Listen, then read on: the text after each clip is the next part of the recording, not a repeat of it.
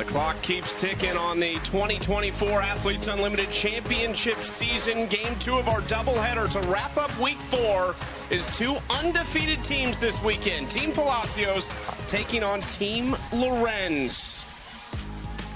Someone will have the perfect week here, led by 2 captains who have had a ton of success, and that's why they are still in the top 3 entering this final contest. Amanda Lorenz in first, Sashel Palacios in third. Both of them have a great chance to sit in that chair again, but win points are paramount today as these 2 face off with each other, and Lexi Kilfoyle has climbed all the way back up into the 2nd spot. Her team fantastic in game 1 today, and she got a lot of help from Bailey Klingler, who did it with the bat on this bases clearing double that cleared the right fielder and got to the wall, and then Klingler also doing it with the glove. This defense for Team Kilfoyle was fantastic, but none better than that play by Klingler on the line.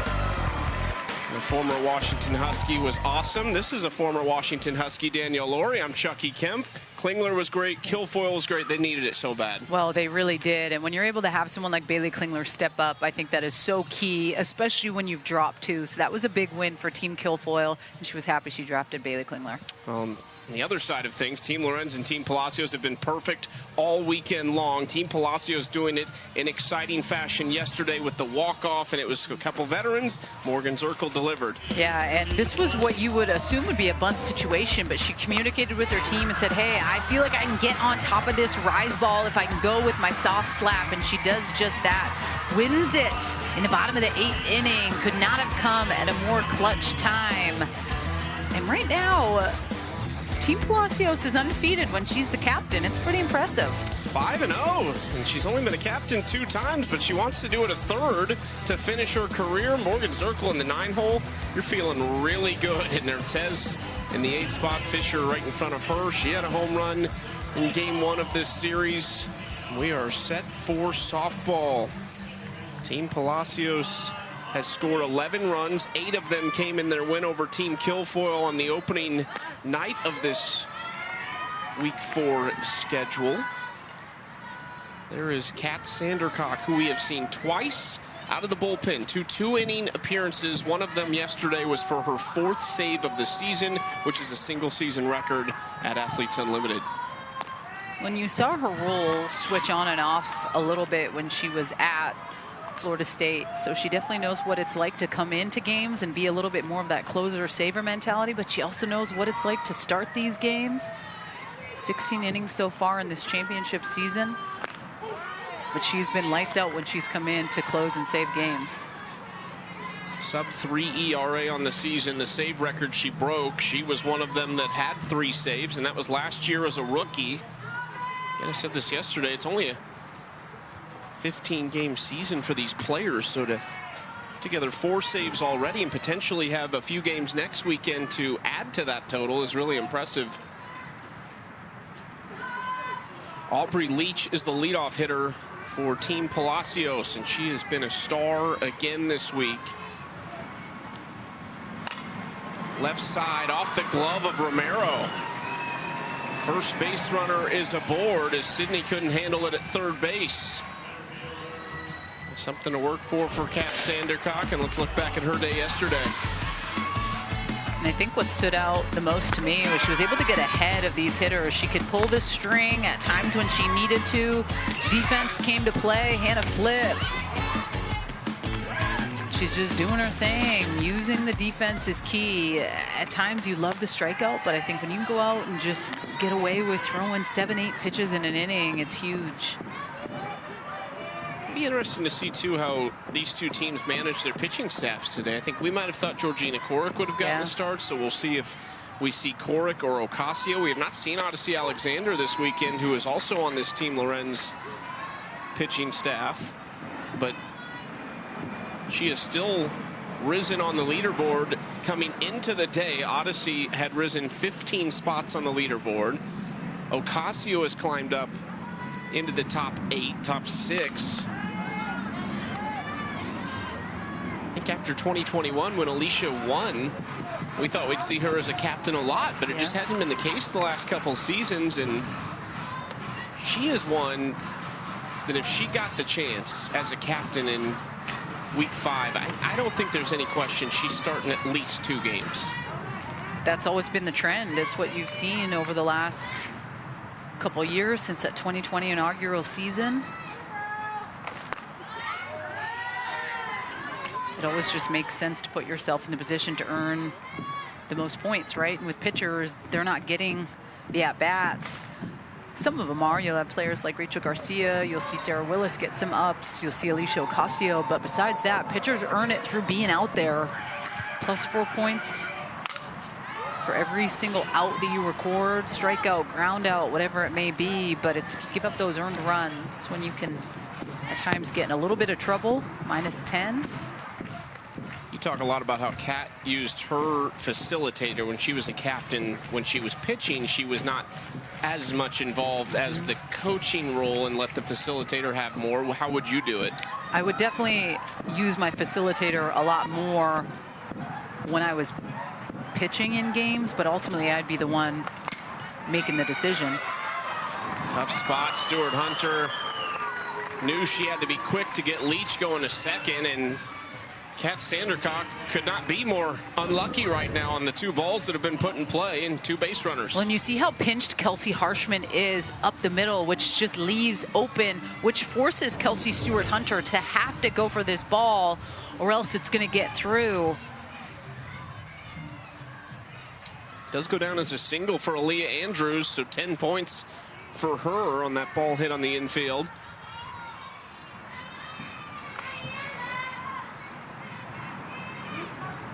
Time for Aaron Koffel. Takes the first pitch upstairs, ball 1.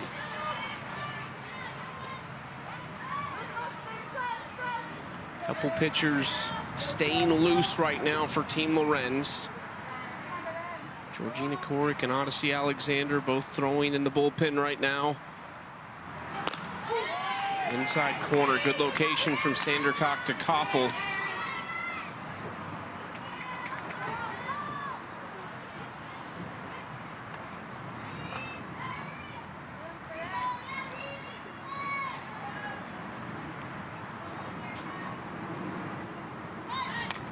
Pops the bunt up, and luckily it hits the net. Koffel 0 for 2 with an RBI on Friday. 0 for 2 yesterday. Still looking for her first hit this weekend.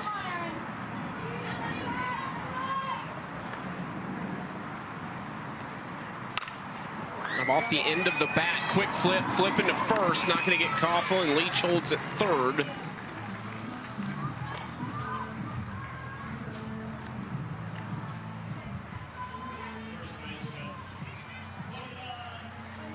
Much needed out number 1 there, and minor damage done. But here's Tori Vidalis, and this is another player who is still very much in the hunt right now. She's in 7th place. She's only 30 off the top 5 and 54 off the top 4.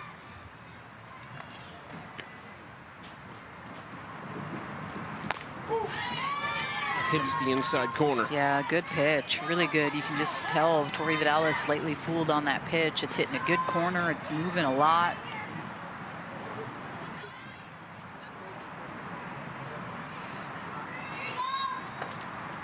Vidalis 1 for 2 with an RBI and a walk yesterday. That is smoked right at second. It's a double play. Harshman stayed with it, and they put a 0 up in the top half. Well, I don't think you can hit it any harder. Tori Vidalis, that was the downfall. She hit it too hard. Harshman stuck. Gets the little double play.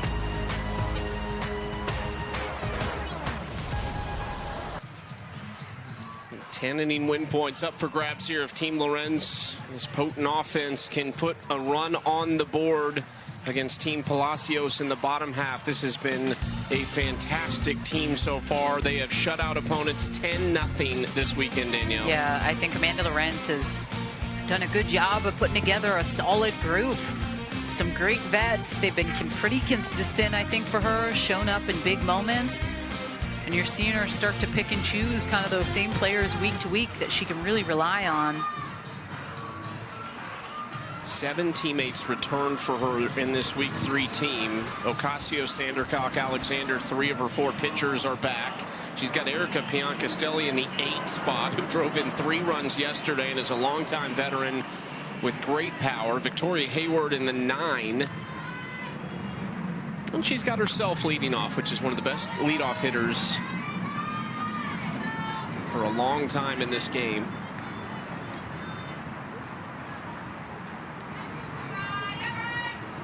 Lorenz 3 hits this weekend already. And they go up against Mariah Masson, who we saw yesterday as well get the start, and she goes back-to-back. She is a workhorse. 4 innings yesterday, 3 hits allowed, just 1 earned, and struck out 1. She was a captain at AUX, and she wasn't afraid to call her number a lot there. And I think she is someone that when she started yesterday, she really kind of set the tone for how the game was going to go. Has those 21 innings thrown.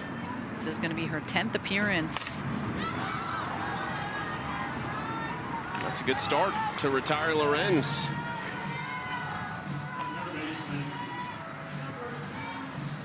These 2 teams, you're going to have to pry them apart. How much success they've had, and it just looked like they've had a blast. I think Sashel and Amanda, if they were to draft again, are going to say, you know what, we're good. We'll stick with these guys. Keep the same crew if we can.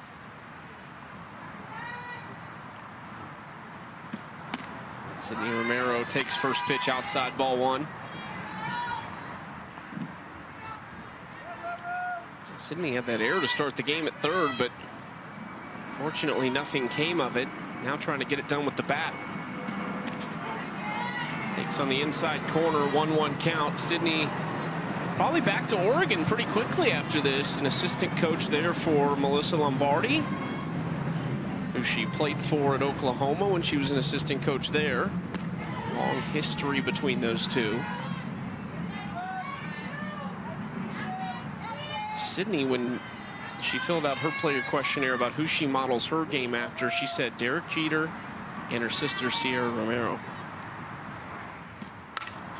Off the end of the bat, slapped right to Vidalis. 2 outs. Let's check in with Savannah. This is built up to be the most anticipated game of the weekend. The 2 undefeated teams coming in to face off. Take a look at a pitching comparison between the 2. 10 more hits given up by Team Palacios compared to Team Lorenz. Of course, they're rolling in here after 2 back-to-back shutouts. But what those stats tell me is the story of what these 2 teams have had to go through to win. Team Palacios has been banged up. They've dug deep, and they've come through. Team Lorenz hasn't quite been tested like that, so I wonder if this orange squad makes gold bend. Who will break today? I like it. There's something about Palacios and the teams that she puts together, and just how gritty they are and how composed they are. They're tough. And then on the flip side, I mean, it's tough to choose. Both of them are playing really good softball right now. They're led by captains that are able to make some tough decisions, and I love that for them, because ultimately that's what it comes down to. When you get to have that captain on your chest, you make the decisions, who's playing, who's not. Hard hit, perfectly placed by Delaney Wiz off the 3rd base bag.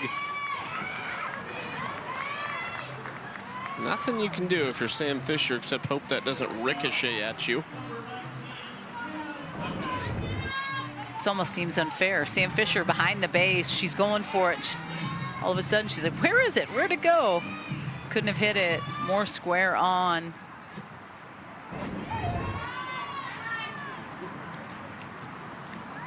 Makes way for Hannah Flippin.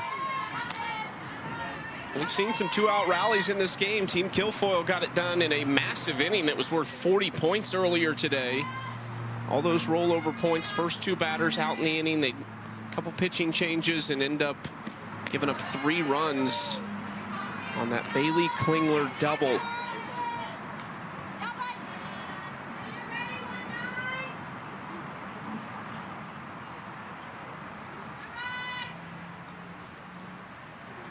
Two-0 to Flippin.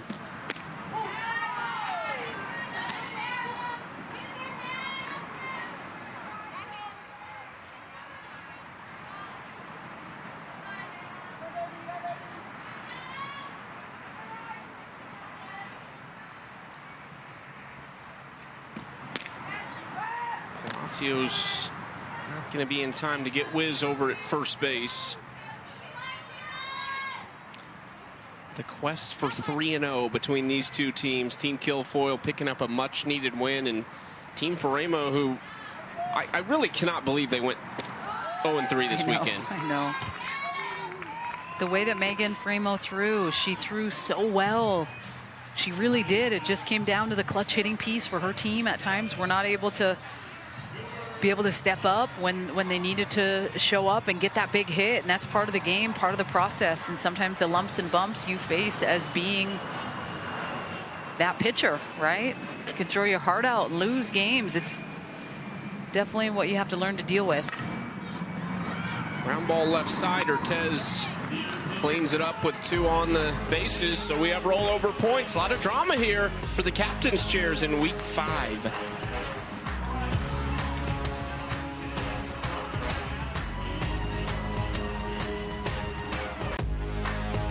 Athletes Unlimited Pro Softball is sponsored by Mizuno.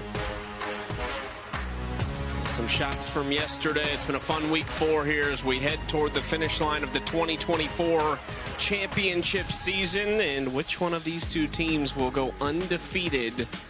Team Lorenz loving life yesterday. Team Palacios trying to get it done here in the top of the second. 0-0, 20 inning win points on the line.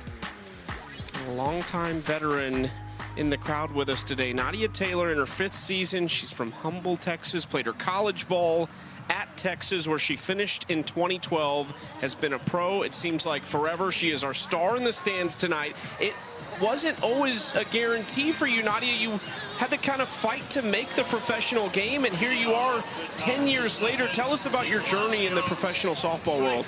Man, let's just say it's been a grind, to say the least. I think the cool part, though, is, I think all the time, God, he gives, some of the toughest battles. And so for me, I like to think, I had to get it out of the mud, even though I went, to, a prestigious university like University of Texas.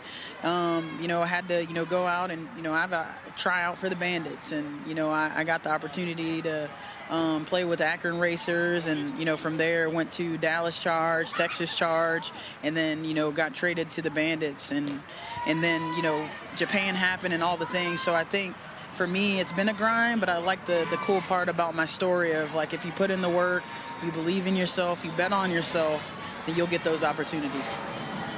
What are a couple key things throughout all of that? I heard you obviously just name off a couple, but a couple big time things that you learned throughout that process. And not only you can put into the sports piece, but to be able to navigate like life and how hard that piece can be as well.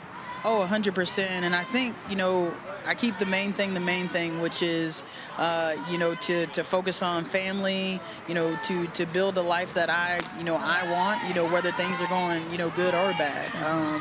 With that being said, having my facility up in Austin while also, being a professional athlete, and then, now, taking on this coaching role, I think softball, it's amazing, but it's not the end all be all. And so I was fortunate with my parents, Patrick and Katie, they've allowed me to be who I am, but also, invest in my future outside of softball.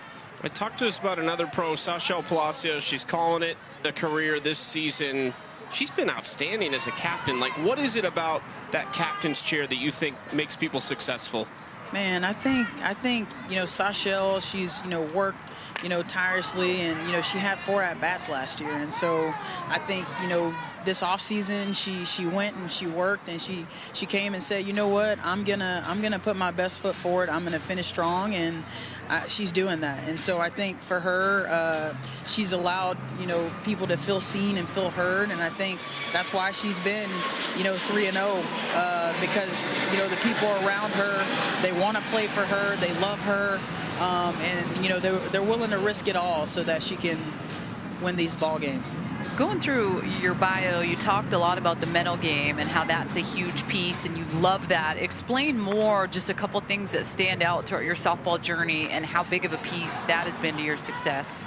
Yeah, I think, being aware, being super mindful, usually pregame, I like to, I call it a 7-2, 9-2. So I'll, 7 seconds in, I'll hold for 2 seconds, and then, exhale, 9, just to to kind of reset and get really grounded. And I think, you know, when I'm coaching my girls, I'm like, hey, have that next pitch mentality, you know, stay present. And so I think, you know, this year has been, you know, some adversity on, you know, you might get an AB here, you might get an AB there, but, you know, just kind of stick with it and just know that you're one swing away. So that's kind of what I teach my girls, and that's kind of what I've, you know, kind of done for myself.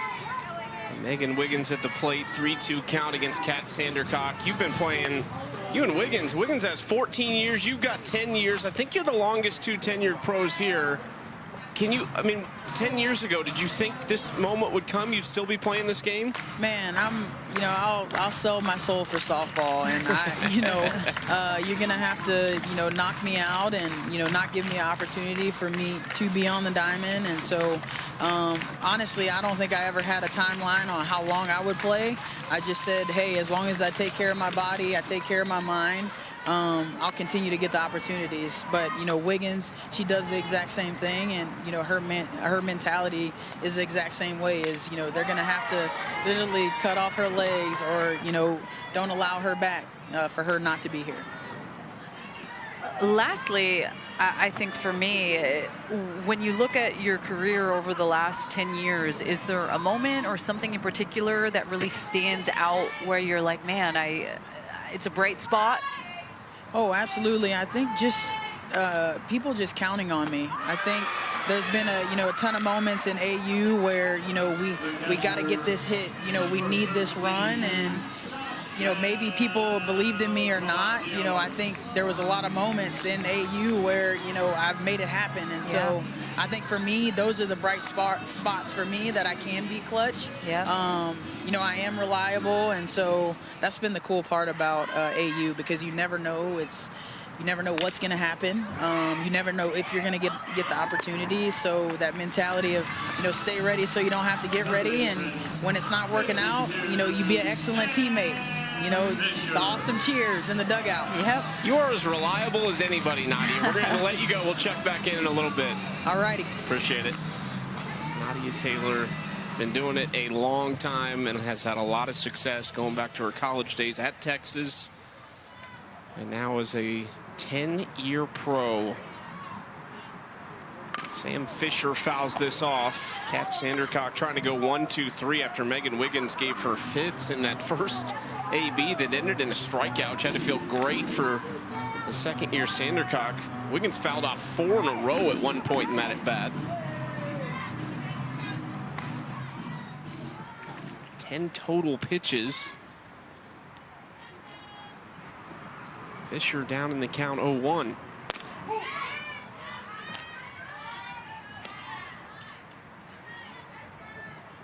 And even just going back to Megan Wiggins, AB fighting off multiple pitches. I mean, then she pulls the string on the last pitch, battles and battles and battles, and gets that backwards K with that changeup. So good. Slow roller right side for Harshman. The flip to first. 1-2-3 inning for Kat Sandercock. She's faced just one over the minimum so far. 20 inning win points on the line. Bottom of the second. Team Lorenz coming to the dish for the second time. One hit apiece in this game so far. That is going to have a lot of implications on who is drafting the Week 5 teams tomorrow. Let's take a look at the Game 1 MVPs brought to you by the U.S. Air Force. Lexi Kilfoyle, complete game shutout, gets the third MVP. Bailey Klingler, which I think is rightfully earned for Klingler. I think you could put her up there for number one. Great game. She gets number one. And Bubba Nichols, the 2-run home run, gets her the second one. Yeah, I thought Lexi Kilfoyle was going to be a contender. I mean, I'm not going to take away Bailey Klingler and what she did, but I thought for sure she would get that number 2 spot. Listen, to throw a shutout in this league the way that she did today, it was a statement that I wanted to see more than one time this weekend, as you all know. First pitch swinging for Harshman. She grounds out, 1 out. Lexi Kilfoyle is now in second place on the leaderboard, so she's not going to move. She's done for the weekend. So there's 4 players, the closest ones to Lexi, that could knock her out of the captain's chair. At least 3 of them will have to pass her. Sashel is 18 points back. Alicia Ocasio 68, Georgina Korik 118, and Tori Vidalis 122. It's going to be difficult because they are split up onto different teams here.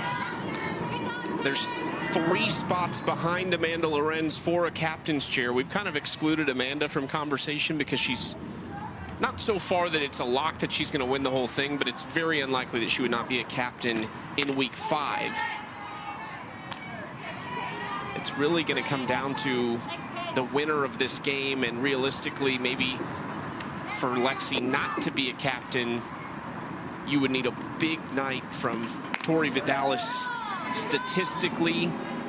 But we'll keep an eye on that as this goes on, and we get set to crown 4 captains for week 5, which is the spot you want to be in. One of those top 4 chairs. You can in some way control things for yourself.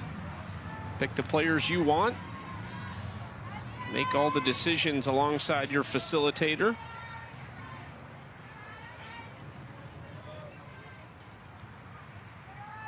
Taylor Edwards at the plate, ahead in the count 3-1 against Masson. And Taylor Edwards picks up 10 points with a 1-out walk. What are you feeling here, Danielle? We think you're going to get like a 4 or 5 inning rollover point game? A lot of drama? I kind of feel it with these 2 teams. It mainly comes down to these pitchers being able to kind of set the pace of play and how it's going to go. Walks at times can hurt you, but with 1 down, it's fine. We've seen some good double plays. I think it's being able to rely on your defense. And for pitchers, it's trying to be as efficient as you can, not throw to overthrow. It's like, hey, let's use the defense. These middles are so good together and have been so impressive to watch over the weekend. Think about Ortez and her line, but getting to play up the middle with Aubrey Leach. On the flip side, you look at Hannah Flippin and Kelsey Harshman. That's back-to-back weeks that these 2 have got to really gel up the middle. So that gives you that extra confidence as a pitcher to know, hey, I can roll a ground ball and get something going. I'm thinking we have a close ball game. Don't want to give Bianca Stelli a chance to lift anything with her power at the plate. 1-1 count for Erica, who had a great day yesterday. Drove in 3 runs. Their win over Team Kilfoyle, and fouls that straight back. Kind of looked like she wanted another hack at it. Falls behind 1-2.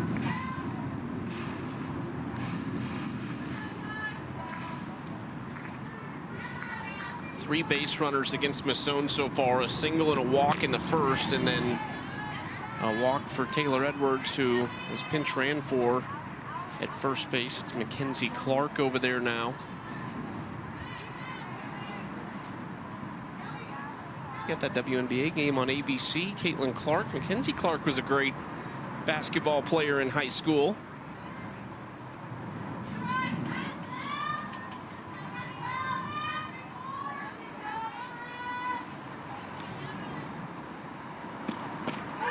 Inside corner, strike 3.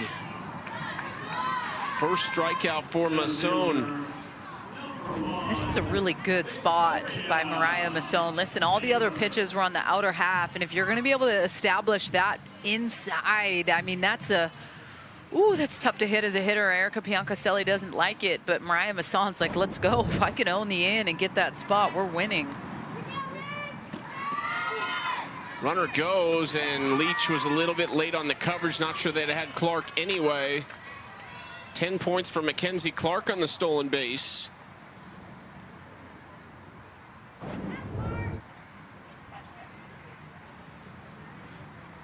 So quick. I did think for a second that they were going to potentially replay review to see if the runner left early. It's Aubrey Leach leading the charge out there on the challenge.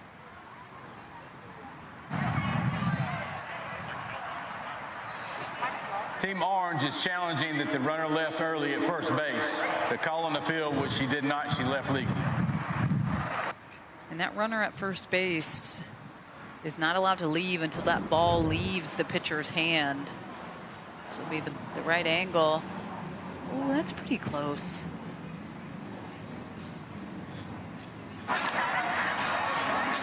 After review, the ruling on the field is upheld. Gonna stand. It's like perfect. That's a perfect lead to the little girls that are watching right there. Yeah. If you could do it like that. That is... My leads weren't like that, Chucky. 1/1000th of a second perfect. You steal a lot of bases? I had one. Literally one. one. Yeah. In ever? In my college career, yes. Okay. Wow. Felt a little heat from that. No, I'm just like... Ever? Yes. Like Remember, growing up, maybe you... Well, yeah. Okay. But remember, it takes me a little longer to get going. I'm like a 200-meter runner, not 100. I got you, though. I've learned that with running. I think I get you. Yeah, it just doesn't compute. Thanks for the reminder. Vic Hayward down in the count 1-2. Clark in a sprinter stance at second base. Shallow right field, long run for Leach. Wiggins can't grab it either. Hayward into second. It's an RBI double for Victoria. And they take the first win points of the day, 20 of them.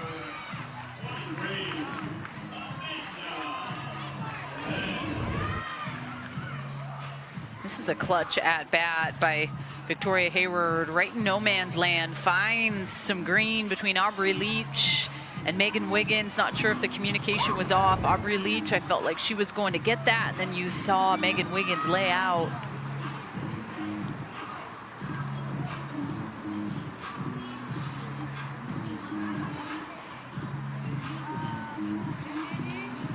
Wiggins is just getting situated out in right field right now, getting the glasses back on.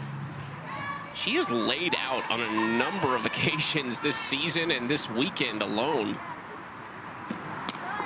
Big run, but still a lot to play for. First win points go in the direction of Team Lorenz. Hard on the body. More so like the day after when we saw her do that big layout yesterday. We talked with her about that and breaking her glasses.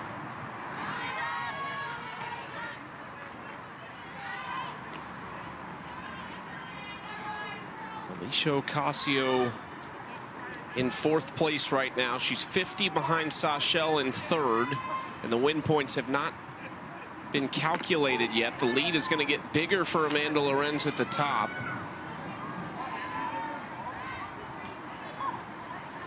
And can help her cause even further right here.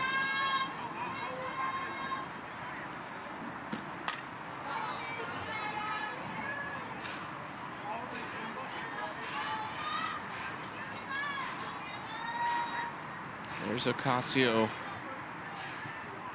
She's got a patch on her left arm. It's golden and says 2021 for her championship season she had.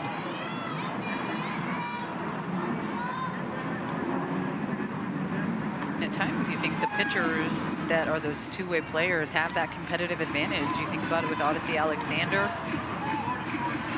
That was key for her to be able to get some at-bats to help the cause. Alicia Ocasio, same thing. I think she's hitting next week too. She's a captain, no doubt. Yeah, why wouldn't you?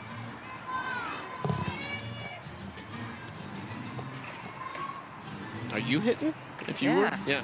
Even if I hadn't been hitting for 10 years, put me in there. Something can happen. Get hit by a pitch, it's 8 at least. That's what I'm saying. I'd be wearing the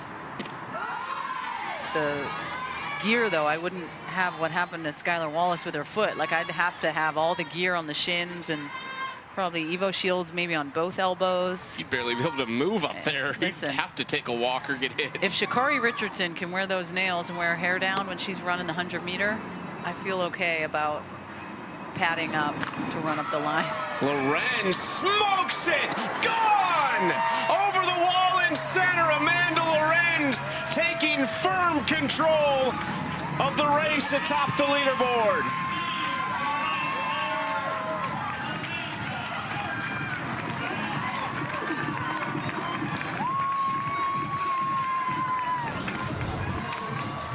Wow. So good. This 67-mile-an-hour pitch, she's just on time with, dead center. Just the load, and look at how smooth. everything is just lining up right for her when you think about it. You think about last weekend on Monday, that Monday night game, they ended up losing, but she had that solo shot to right, which gave her 40 points. And I think of an at-bat like that right there, helping the cause, giving yourself another 40 points to push you up the leaderboard just a little bit more. Dang. She's 98 clear right now. But after the win points are calculated at the end of the inning, it'll be 118 points ahead of Lexi Kilfoyle. Sydney Romero with 2 outs. What is it with the 2-out hitting today? Let's go down to Savannah. 2-out hitting has been clutch for this team. What is it that allows you to keep coming up big in moments like this? Honestly, just being free. I'm just like Mackenzie Clark getting the pinch run and taking the opportunity to steal is the reason why we won the inning. That gave me the freeness to just swing and compete because we had already won the inning. So I think she was the MVP of that inning for sure. Thanks, Amanda. I'll let you get back out there. Appreciate it.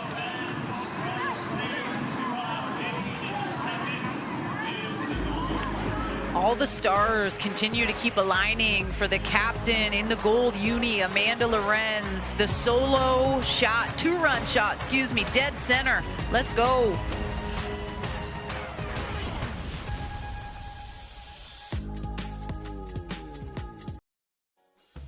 When you say Taylor Edwards to me, I'm just like, it's like a warm hug personified.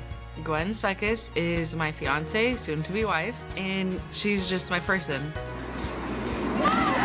Having Taylor by my side while we celebrate Pride is really special. Taylor's the best partner I could ever imagine, and so I just think to anybody who's wondering if living an authentic life is worth it, it's 100% worth it, and you should be on your own journey and take your own time, but the path to that existence is worth going down.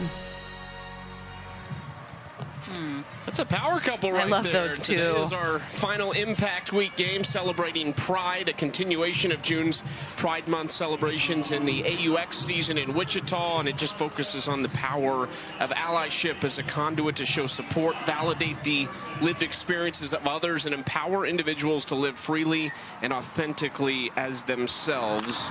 Taylor Edwards currently catching for Team Lorenz. Gwen Speckis also on this team. We saw her behind the plate yesterday, so they get to play together. They're engaged. A really cool week for them, I'm sure. I'm wondering if they've ever been on the same team over the course of... I too was thinking that, and I don't know that they have before. Certainly not often. I mean, two of the more sought-after catchers in the league, especially for their defensive prowess. And I was actually texting a little bit with Kat Osterman in game 1, just talking shop and drafting, and she said, I remember year 1, like how many times I'm going after Gwen, and at times people are asking, why are you not taking this person or this person? But it comes down to like that battery mate that you have is so important to your success in the circle. And us pitchers tend to be a little nutty when it comes to stuff. We're crazy, right? Like there's things we like and there's things we don't. There's people we need and there's people we don't need. So you have to be in the driver's seat in that captain role. And I loved every week you knew she was taking Gwen Speckis first. And it wasn't even like Gwen was batting 500, right? Like it just came down to that piece to Kat's puzzle that said, hey, like in order for me to be successful, if I don't have the yin to my yang, this is not going to work. And that's the beauty of being able to scoot up the leaderboard and be able to pick your poison, pick your partners. And that was a huge piece that I remember from that 2020 season, how much she invested in Gwen Speckis. Strike one there to Morgan Zirkle, and I would imagine even when Gwen or Taylor, whichever one's behind the plate, the other one with their vast knowledge of the hitters in this league and being able to scout for their pitchers, you would think the conversations are three-headed between the pitcher and the two catchers on this team.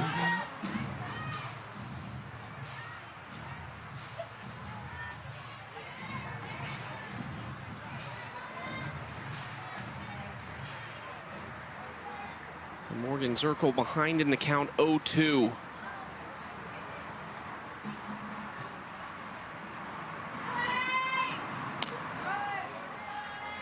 It just misses for Sandercock. Thought she might have had it there on the outside corner. You know, you're getting mad at me about getting all the good details, and then you're telling me you're texting Kat Osterman. Well, what's going on here? and there's some things I'm allowed to keep private, and then there's some things that I can use for airtime that seems like the right move. Yeah, I'm really hiding stuff from you. Got one of the greats on the text line here. And I actually did just get a text from Haley Wagner, and she said that it is the first time that she's getting to play Gwen and Taylor Edwards together. Haley Wagner, we miss you here.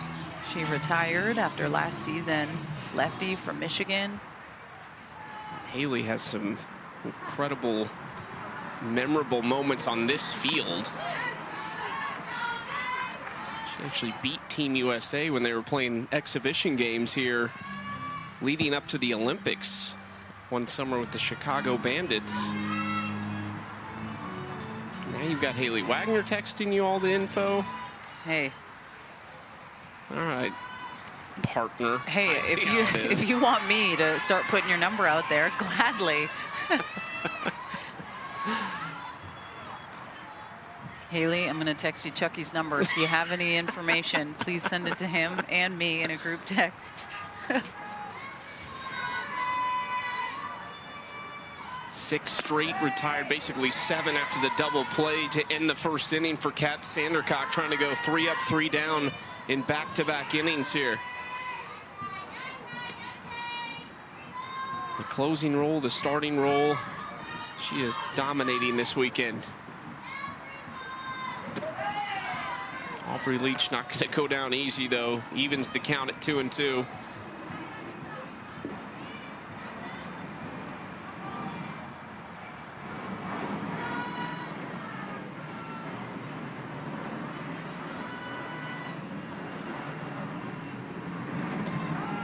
Another off speed down in the zone, full count.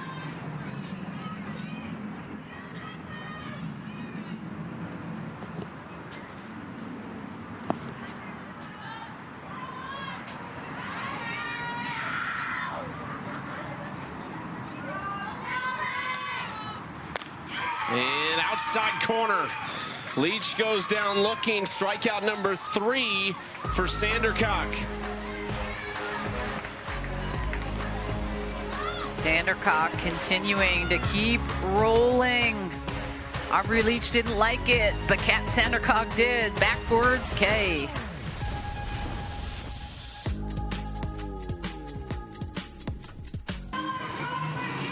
Team Lorenz on top 3-0. They've collected the first 20 inning win points of the game, and they're coming back to the plate here against Mariah Masson and Team Palacios. The captain, Sashel Palacios, never been captain before in her Athletes Unlimited career. First time last week she goes 3-0. This week she is 2-0 so far, and in another battle here with Team Lorenz. Played her college ball at Arizona State, and we have her mic'd up behind the plate. Sashel, well, congrats on a great season so far. You as a captain, you just seem comfortable right now. Your teams have both gelled these last couple weeks, and you really didn't have a lot of the same players. What do you feel like you've done that's made you so comfortable in that role? I like that pitch. Watch out, watch out. Honestly, it's been a lot of fun. I mean, I didn't come in, this is not on my bingo card. I didn't come in with this expectation to be in this position, but, you know, I have to trust God that this is what was meant to happen, and I'm just really happy to be here. I have a great group of girls in front of me playing this game, and just really lucky. Good idea. I like it. I like it. Sashel, a lot of good pitchers you have on the bench, and Alyssa Denham and Valerie Cagle, Taylor McQuillan, but you decide to go with Mariah Masson. What was the thought process behind that starting on day 3? You know what? She pitched the other day, and woo! You're right. So what? Right back.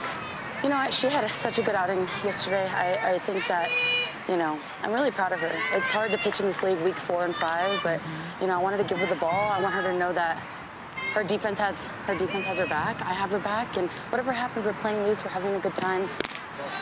Right back, right back. And you know what? She's grinded through this. I mean, I'm a big person on pitch by committee, and so you're going to see multiple arms this game. And I wanted to give her the ball to set the momentum. And honestly, I'm really, really proud. So what? We're working back. Attack the zone. Attack the zone. What does it look like for you in regards to connecting with your pitchers in the sense of getting ready for games? You talk shop before game. Are you someone that likes to connect at the hotel before you get here?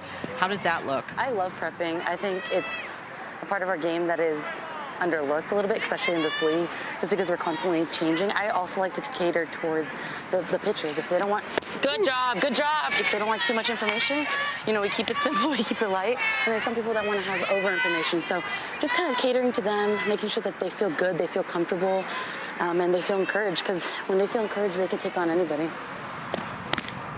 Good spot. Not by much. Looking at your team offensively going through the second time facing Kat Sandercock, adjustments you want to try to personally make, but more importantly as a team, make off of her with how she's been throwing? I think it's just... Sorry. No, she was close. Yeah, just passing the bat. Keeping it simple, passing the bat. We know what we're doing. You know, like I said, this is week 4, just making quick adjustments, passing the bat, not putting too much pressure on ourselves, but just keeping it nice and loose. Yeah, right. I know that your mom has stayed this week from last week throughout and getting to hang out with your sister. Just talk about what that's kind of been like and the importance, especially hanging them up. You know, like there's only so many moments you have left in the game, the importance that you've had with your family here. Oh my God, my mom's MVP 1, always.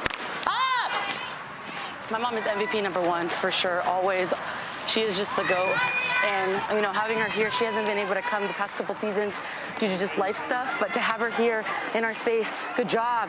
Seeing what we do on a day-to-day, how we game plan, how we strategize, it's been really cool. And also to have her here as support when I've been, you know, given this opportunity to be captain, it's been really cool. And I'm just really grateful that she's here. How about playing with Charlize last week? We have to ask you about that. Chucky, don't make me cry. Don't make me cry on air. Don't do that to me. Ooh, not bad, not bad. I like that spot. Keep competing, Raya. Charlize is just such a professional at her craft. Even when she was in college, I would tell everybody, she's just such a professional. She's, you know, a hard worker. She adapts. She's a great hitter, but also she's great on this side of the ball, too. And playing with her last week, we felt a little spoiled. I mean, it was kind of weird not going to practice with her and not spending every second with her this week. So just really taking in these opportunities and being together. It's more than this sport. It's more than this environment. And just understanding that, you know, it goes beyond. Good. It goes beyond this, you know, it's beyond this. And I'm just really fortunate that I've decided that this year is going to be my last year. And I was kind of selfishly waiting for her, but it's so great that we got at least 1 week together. I'm really happy. Quick. Good, I think you do. Yeah, Ryan, keep pitching, baby, keep pitching. Do you think that it's hit you yet, knowing like, hey, we're finishing up this game, and then you only have 3 left next weekend? It's exciting. I'm so content. I feel so free. I feel, you know, I thought coming into this bubble I'd be like, oh my God, panicking, hit the panic button. There's no panic. It's all freedom. It's all just like, no matter the results, no matter what happens. I've been given this really cool opportunity to be in this league for 5 seasons, and this last one to play with my sister, so I can't ask for anything more. I'm really just so at peace and so just grateful. It's really like playing clear, and I think obviously the results, but also having the opportunity. Good job, Ryan! To help lead a team and just make sure that people feel seen in this environment. It can be really, really challenging, but it's been fun. You're crushing it, Sashel. Thank you. Sashel Palacios mic'd up behind the dish. What a stud. Oh.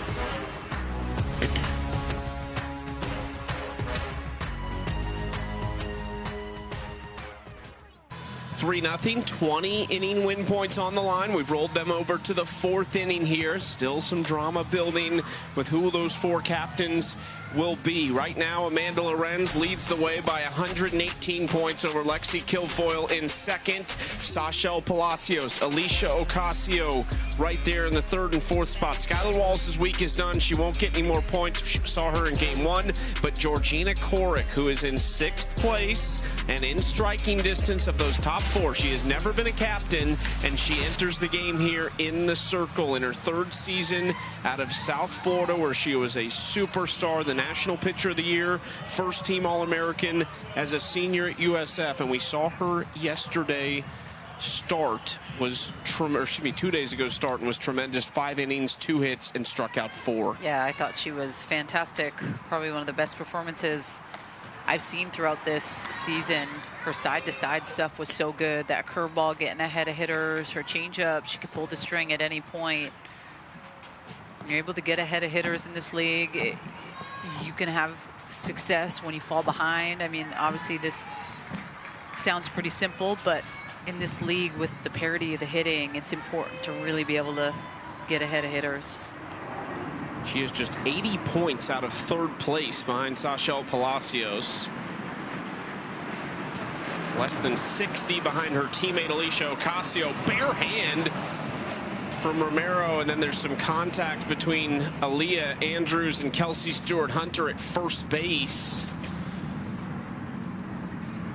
I think that's going to go down as a bunt single. Hopefully everybody's all right.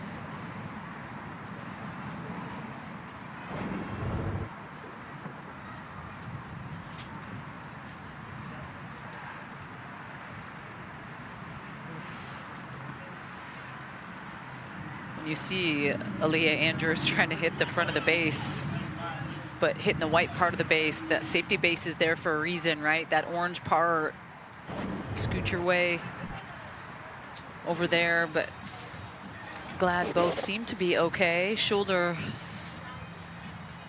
that collision seemed like a little bit of an issue for the shoulder.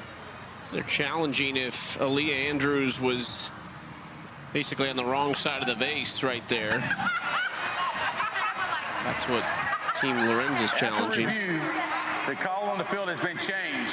We do have a run in vain violation, and the runner is out. It was a painful out for Aaliyah Andrews.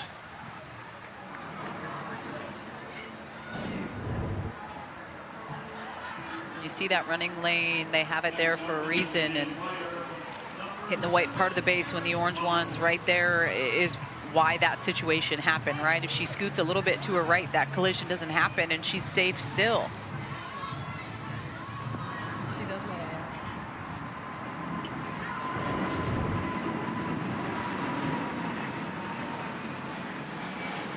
out. 1 out. Now to the 3-hole Aaron Koffel. Kelsey Stewart-Hunter also looks all right. We were talking a lot about Aaliyah, but she took a big blast there too at first base.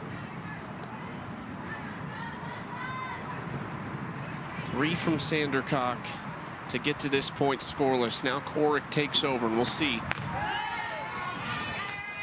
how they operate here. Haven't talked to Sashel Palacios. She said her pitching staff would be by committee.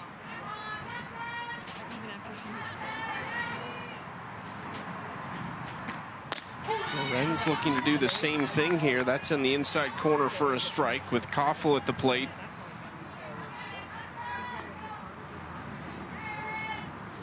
Two 2-1 count.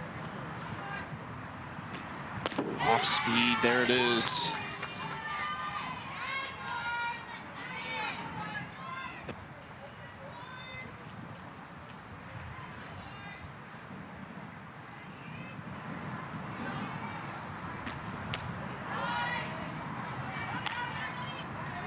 Koffel works the count full.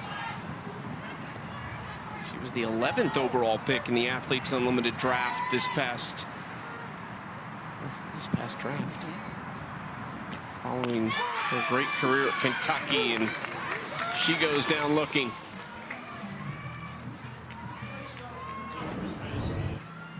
It's one of the best changeups in the league. Look at her pull the string on it, and you see the body movement of the lower half of Erin Koffel. I mean, she is fooled. Nothing you can do at that point. You just got to pray for a ball if you're a hitter.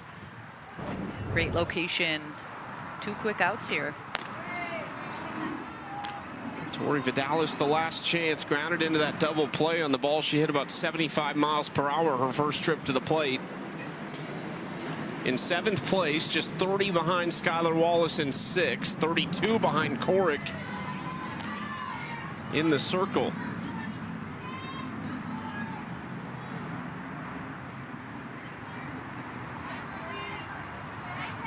Team Lorenz win would almost certainly see Alicia Ocasio and Georgina Korek as captains, along with their captain this week, Amanda Lorenz. It's just kind of what happens. Sometimes late in the season, it doesn't happen as much because it's more spread out. But Team Lorenz, some of their top performers, going to get pulled apart if they do come away with a win today. Early in the season, it's a lock. Like weeks 1 and 2, you got 4 players from the best team that week. Yep.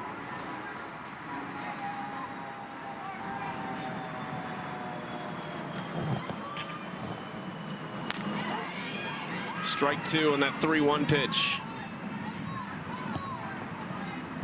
She got Koffel with the changeup.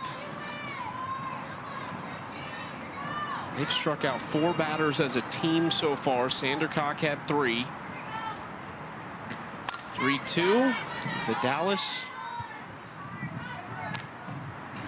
toward the cars. I parked more that way. Good call. Yeah, we're good. Veteran move. You've been doing this.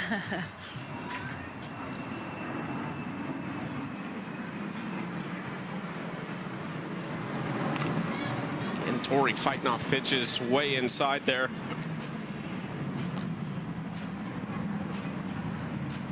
That challenge, by the way, it's just the 3rd successful challenge all year. Yeah, you're not seeing as many challenges we have in the past. Look at that at bat from Tori Vidalis. Couple pitches inside and then goes the other direction for a 2-out single. I wanted to see the changeup, Chucky. I wanted to see her potentially throw that and freeze up Tori Vidalis, but this one, she just is so strong on the outer half, sees it a little deep, just pokes it right through the 3-4 hole. A lot of room there, 68 miles an hour off the bat, but man, I wanted to see that change again. Megan Wiggins now. Little check swing, foul ball for strike 1. About 24 years in the pro game between Megan Wiggins and Nadia Taylor.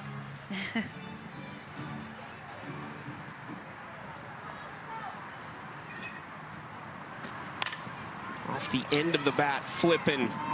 Wiggins trying to leg it out, does not. Korek enters and keeps it rolling. 4 zeros for Team Lorenz. Team's moving right along today to finish up week 4. They play a little small ball. Mackenzie Clark, the pinch runner, Danielle, to set up a scoring opportunity. Yeah, that was big, and this is perfect by Victoria Hayward getting action going. And like you and I talked about, I think maybe if Wiggins isn't laying out, I think Aubrey Leach maybe gets to that. She's got great range at second base, but definitely making stuff happen. No matter how it looks, like Victoria Hayward's hit wasn't perfect. It just found a way to hit a little turf and get in there in the Bermuda Triangle area, and more run insurance here for Team Lorenz. Edwards, Piancastelli, Hayward here against Masson.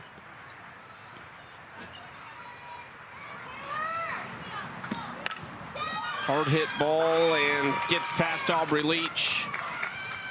Edwards starts us off with a base runner here in the 5th, or excuse me, the 4th. We'll bring Nadia Taylor back in, our star in the stands. Nadia, more specifically for Team Palacios on the offensive side, just trying to get something going against these pitchers right now. What are your conversations like as a hitter-to-hitter in the dugout? I think Korek, she's doing a really good job, as well as Taylor Edwards behind the dish. You know, calling, you know, speeding hitters up, slowing them down. So I would say, hey, you know, either pick a rhythm, pick a side, fully commit to it until you get to 2. And then when you get to 2, just know that, you know, the changeup's going to show up. So, you know, foul off the fast and just hit the changeup up the middle. Let's single them to death. Nadia, the assistant coaching gig at University of Houston, what's that look like for you, especially recruiting-wise, or getting to, you know, talk to the head coach? How does that kind of go down throughout a championship season? A lot of phone calls, you know, with the transfer portal, and getting kids in, and, you know, getting things kind of going in the right direction with, you know, getting the right players in. And so a lot of conversations with that, and a lot of phone calls with athletes.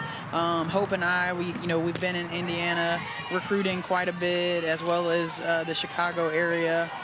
we were able to kind of do some online stuff and, you know, see some games and see some kids that, you know, are up and coming. What are your thoughts on the transfer portal and NIL stuff? It's kind of throwing that out there, but I would love to hear it. I think there's pros and cons, right? I think that, you know, others are more fortunate than, you know, others. So I think if it makes sense, you know, financially for families, then you move as such. But I personally feel like, you know, stay where you know you committed to and fully commit to it, work through it. I think a lot of times with this NIL, you know, I don't like this, I don't like that. All right, I'm gonna hop in the portal. Yep. Instead of, you know, doing the hard stuff. I think kids nowadays, you can just call mom and dad and say, hey, let's transfer. Now, you know, coaches are, you know, talking to parents. Back in the day, you know, it's mano a mano, you know, player-coach conversation. And so I think I'm a little old school, and, you know, you got to earn it. And so I think, you know, show that, you know, you can play at the highest level for 4 years and you get an opportunity, you know, to play at the next level, instead of, you know, getting a ton of money, you know, as a freshman, and, you know, you're not putting it in the Roth IRA. We're not, you know, buying 4 or 5, you know, duplexes. Yeah. You know, they're not there yet. Do you feel like it's almost had to change the way that you coach sometimes because the athletes seem like they're a little bit more sensitive to stuff? Oh, 100%. You know, my mentality is I want to, you know, you got to earn their trust. Once you earn their trust, you know, usually, you know, they'll run through a brick wall. But, you know, the old school way of, hey, we're doing it this way, and I'm not giving you an explanation. Now, you know, they want to know why. Yep. They want to know, you know, if we're doing this, then what am I going to get, instead of, hey, put your head down and grind. So I try and offer them a lot of perspective, you know, day in and day out. When we're at practice, you know, I usually start them, you know, with a whiteboard, with a lesson of life, you know, that usually correlates to softball, just to kind of help the group that I can impact. Yes, love that. Hey, before we let you go, Nadia, we've got Amanda Lorenz up top, Lexi Kilfoyle, Sashel. A lot of big names up there. Who you got winning this? Man, I think I'm going to go with the OG. I think, you know, Amanda, you know, Lorenz, you know, she's a dog. You know, she wants it. She's going to compete every at-bat. And I just love that, you know, she has that no fear mentality, and she'll foul you off, you know, until she gets what she wants. So I think she's just going to be tough, and she's locked in. Hey, we appreciate the time, Nadia. You watching the 49ers game tonight? I am. That's what I thought. Hey, Mom. Hey, Dad. Go PT. Thanks, hey, Nadia. Jess. Appreciate the time. All right. Nadia Taylor, her brother Patrick, now with the 49ers. They're in the preseason tonight. I think that game about 3 hours or so. He spent the last couple seasons with the Green Bay Packers. Well, this is a big moment. Team Lorenz with the bases loaded, nobody out. Taylor Edwards started it off, reached on an error on Aubrey Leach. A walk for Piancastelli, and Victoria Hayward hit by that pitch.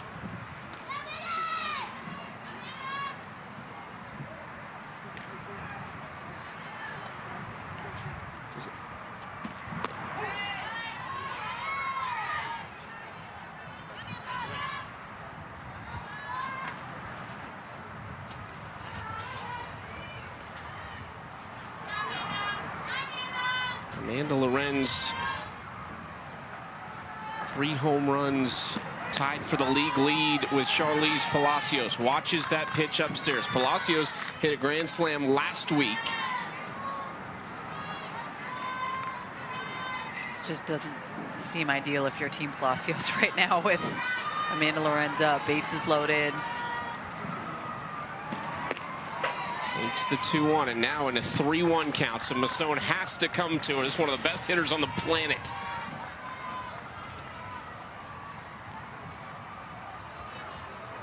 The captain can just about put a #1 spot to bed heading into week 5.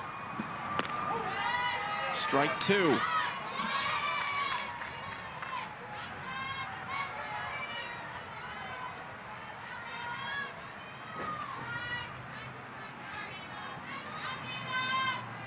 Full count from Masson.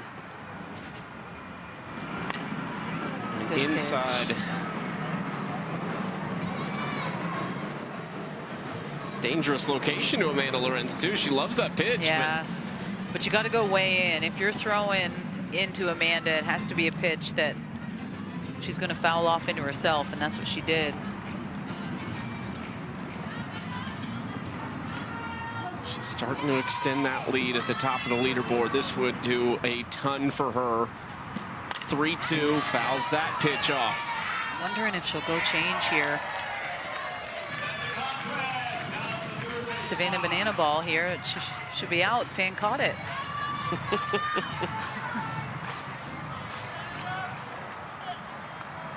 You can put that in his pocket. He is. You can put that in his pocket. 3-2, ground ball. Vidalis coming home. Wow, good. It's a great job by Tori.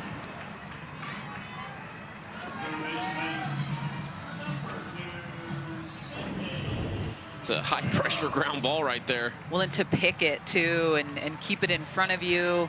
It's when you definitely love the turf, so you can play the pick, but like you said, under pressure to field that, make the throw. Now Sydney Romero, who's thinking she is due today. She has had a hit in each of their first 2 games.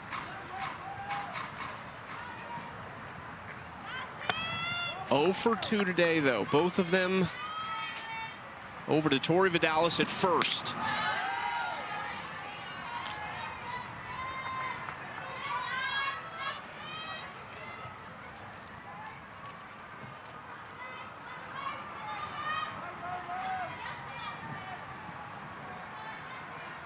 One pitch. Masson is ahead 1-2. Could she possibly get out of this? Talk about the momentum they've been looking for. Would come from the defensive side, but bases loaded with nobody out, getting to the top of the order. Yep.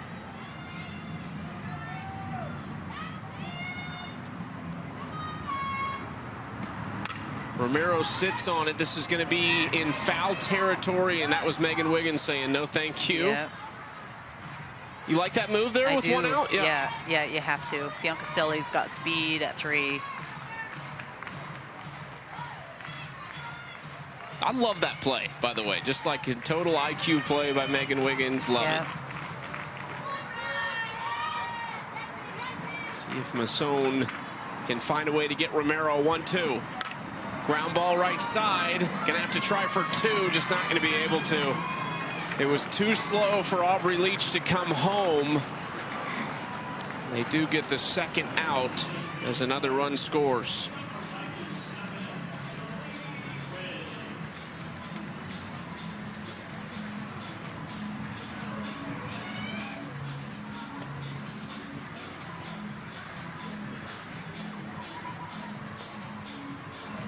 Second RBI of the weekend for Sydney Romero.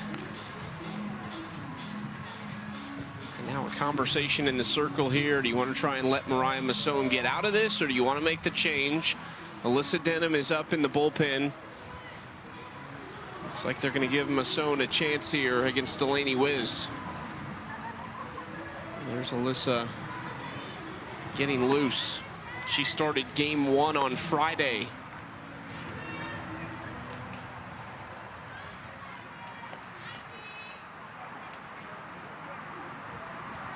Denham, McQuillan, and Cagle combining for their opening game win in here in this week 4.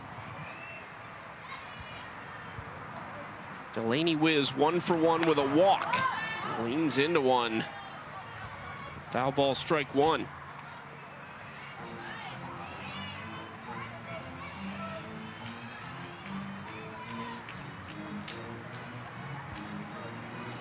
Not only is Team Lorenz trying to go 3-0, they're trying to not lose a single win point.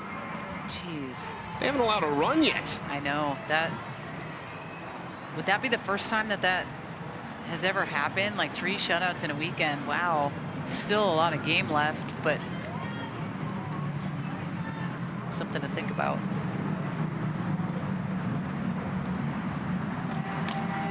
Wiz fouls that ball off. 0-2 count. And this isn't just one dominant pitcher going to work for this team. This is 3 different pitchers combining for them. They've already done the first ever back-to-back shutouts and looking for 3. Ocasio getting ready. So it looks like you are going to go total committee today. Maybe Georgina Koric goes one more. It's a 3-2-2 situation. We'll see.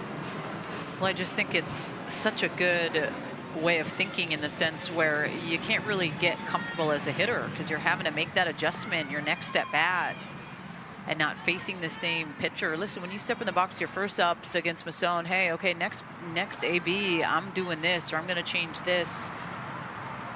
And you get that opportunity, but when you're facing someone new, it's tough. And when something's working, if it's not broke, don't fix it. And that's kind of what I feel like I've seen with Team Lorenz.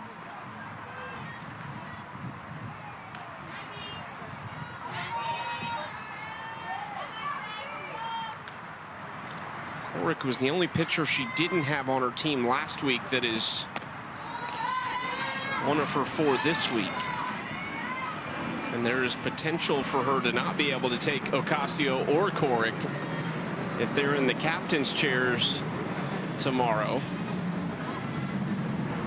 I'll tell you, man, this team, they're just vibing this week. This is hit hard into left field. Circle is on it, though. They limit the damage to just 1 run, but it's 20 more inning win points for everybody on Team Lorenz.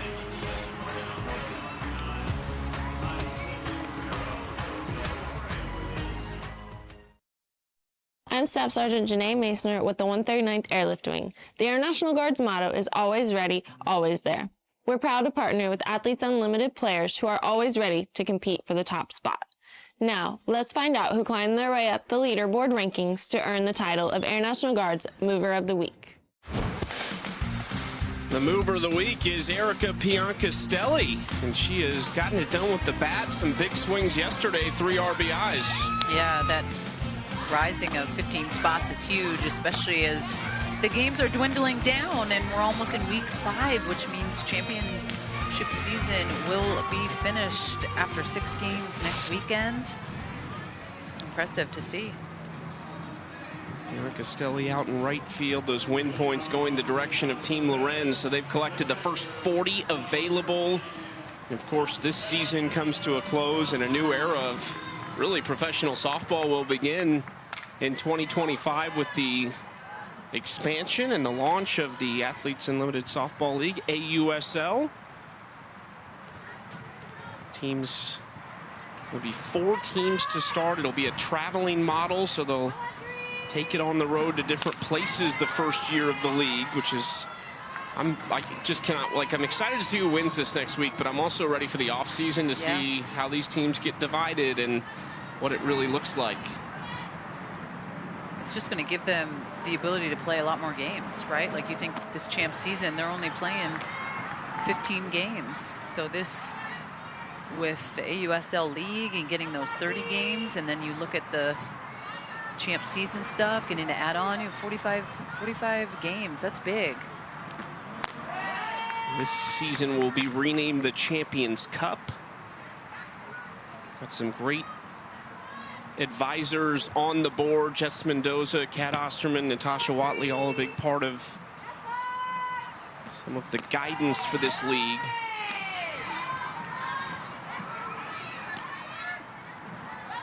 There's Sashel Palacios, who we will not see in the AUSL. This is it for Sashel, and her at-bats continue to get closer and closer to the last. I mean, you're really getting to the point now where you're like 10 to 12 at-bats left in your career. Yeah, yeah. And just even like doing that Star in the Stands with Nadia Taylor, where she's like, she had four at-bats last year. Like, for her to be in the position she's in, it's a big deal. Nice catch, Taylor Edwards. Quick out of her stance behind the dish.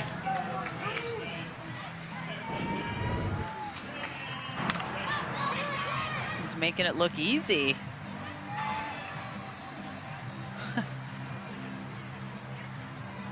It's funny, we saw Sashel Palacios make a play like that a day or two ago. Seems like redemption. She got defensive MVP for it too, which because it was such a clutch play in the 8th inning of that game. Fisher fouls the first pitch off. Let's check in with Savannah. What a journey Georgina Korich has been up the leaderboard. Let me tell you how she's got to where she's at right now. So she started off after week 1 at number 45 on the leaderboard after 3 games. This is where things started heating up. She jumped from 45 to 33 here. Then on that team that swept, picking up all those win points, she moves to 15 after week 3. Both of these weeks, she picked up 60 MVP points. She had 72 stat points in week 2. So 45, 33, 15.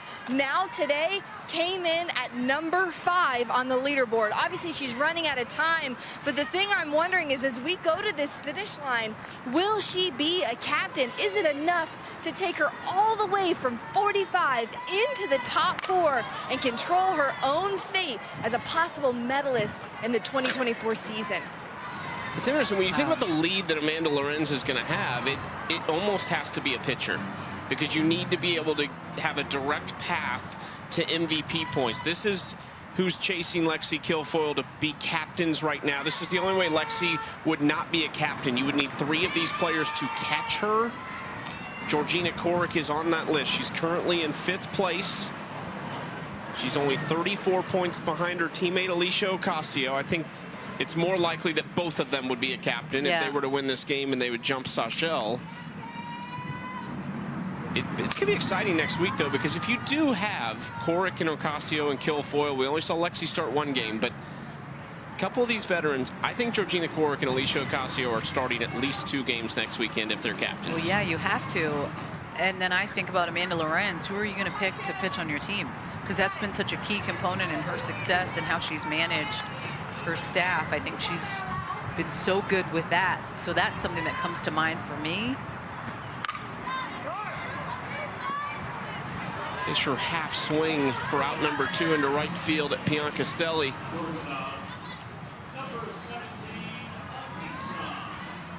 Lorenz took Ocasio first this week, Korich second, and potentially going to be going against your top 2 picks in week 5.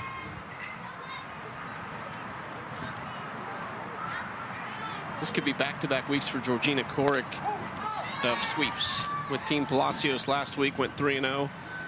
And a good chance here to go 3-0 with Team Lorenz.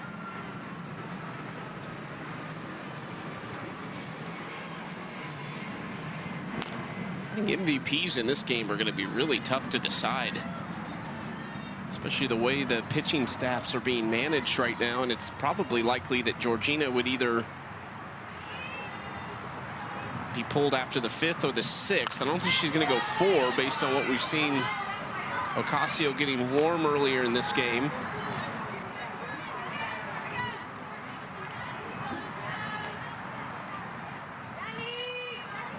I wonder if you've ever had 3 pitchers as the MVPs. It's tough to not give one to Amanda Lorenz for the big swing, but I do think all pitchers, if Ocasio came in and put together a couple good innings, I think it's tough to not give them all at least a couple votes.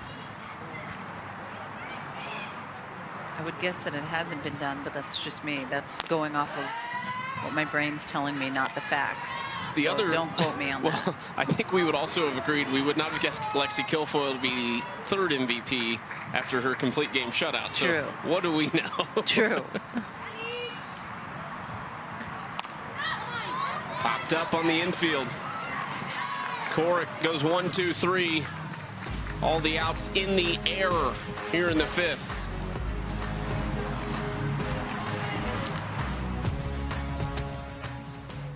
4-0. Could it be 3 shutouts for Team Lorenz here in week 4? It's never been done. They could collect all the win points potentially. There's 10 more up for grabs here for them in the bottom of the 5th. But they will face a new pitcher, Alyssa Denham, replacing Mariah Masson, who had a solid start today. Denham from Alvin, Texas. We saw her in the opener of week 4 for Team Palacios. Went 3 innings, gave up 5 hits, 2 runs.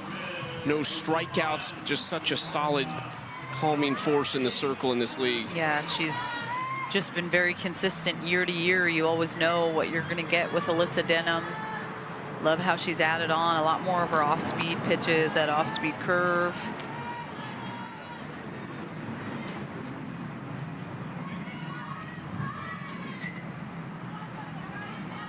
We asked her about her dog the other day. I don't think she actually brought him back to the ballpark, but I could be wrong.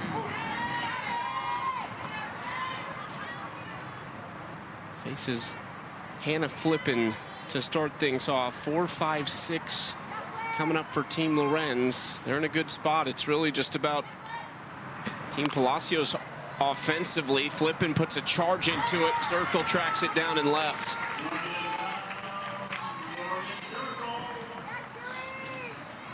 You can experience Athletes Unlimited Pro Softball in person here in Rosemont, Illinois. Friday is Cubs Nike RBI night. And there'll be a pop-up by the Sports Bra, women's sports bar here in Chicago, featuring a cup giveaway for the first 250 fans. Go to auprosoftball.com to buy your tickets today. Some really good crowds all weekend here for week 4. I'd expect more of the same next weekend. Of course, the youth softball team's always in attendance.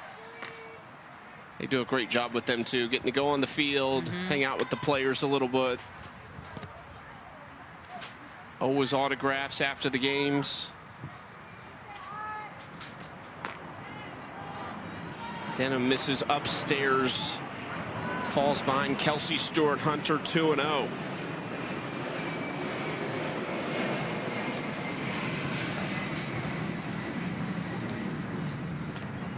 Kelsey takes strike one on the outside corner. Got to go back to her hometown of Wichita to play AUX. That was a fun experience for her.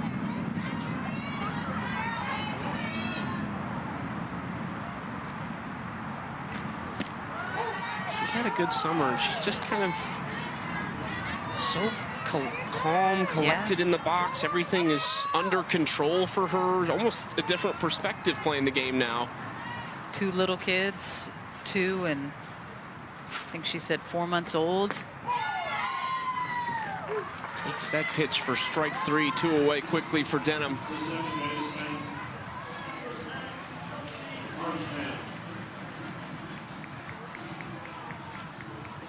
Alyssa Denham has played a lot of softball the last few years. Was in Japan leading up to last year's championship season, threw a ton of innings over there. Came back here last year, finished second in back-to-back seasons in the championship season. She's still in the top 25. It would take quite the climb in week 5 to get up into the top 2 again, but doesn't mean she won't have a big impact on who does win this season, because she'll be a highly sought-after arm in the draft tomorrow.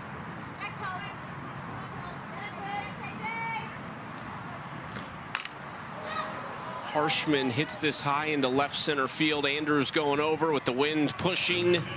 1-2-3 for Alyssa Denham out of the bullpen. Team Palacios, though, got to find the bats here quickly.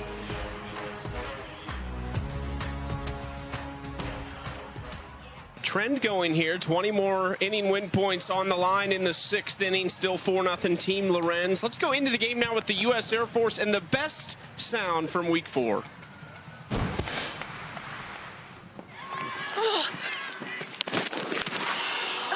Is there anything you want to say to the mic? I'm mic'd up today.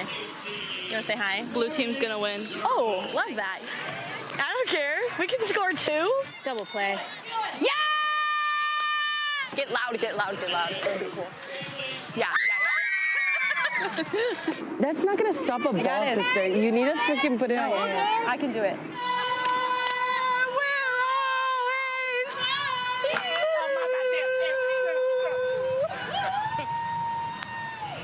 You a singer? I am a singer. I won't do it right now. The voice box isn't feeling super great, but yeah. I'd be joining that party. Okay. Yeah. Are you? Not Dang, I thought it'd be view. a hidden talent No, for sure. I don't think so.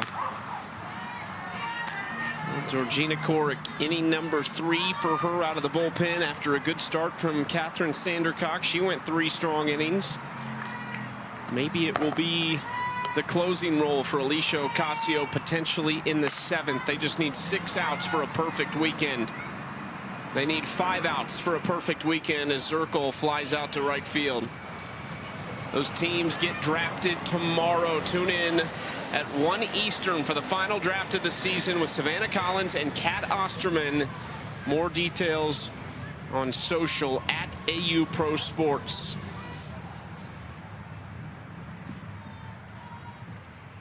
How much of Amanda Lorenz's team will get picked apart in the draft, partially because of who is sitting in the captain's chairs? You would think Alicia Ocasio and Georgina Corrick, if they are picking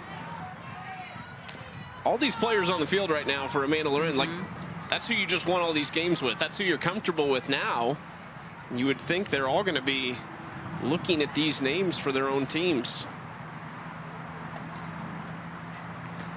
I don't know. Then I feel like that's when you get to see what Amanda Lorenz is made of. Like having to pick maybe some different players that she hasn't trended with the last couple weeks and try to get the best out of them. That's really what it's all about. Being that captain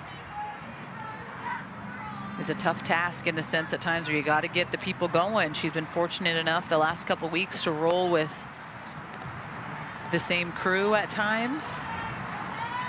7 teammates this week were on her team last week. This is her 3rd straight week as a captain. She is 6-2 in the captain's chair. Was never a captain before this season.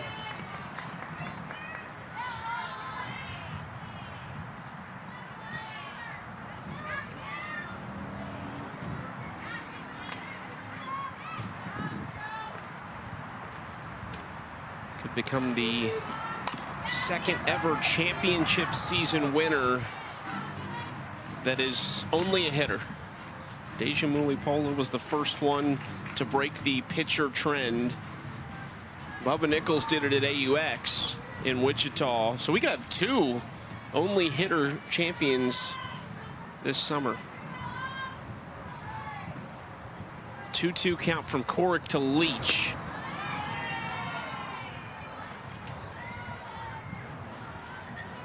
Aubrey's 0 for 2. She reached on an error in the 1st inning, but was stranded at 3rd base.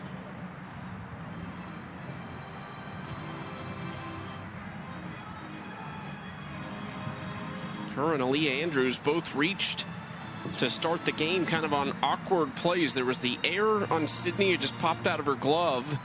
And then Aaliyah got on that ball hit to the right side that was just kind of in no man's land, and there was no play to be made. 3-2, Sydney got to be quick. That's an infield single every time for Aubrey Leach.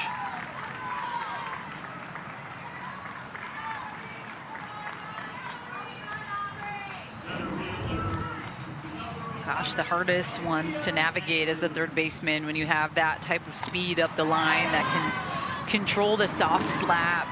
So good. You gotta tip your cap.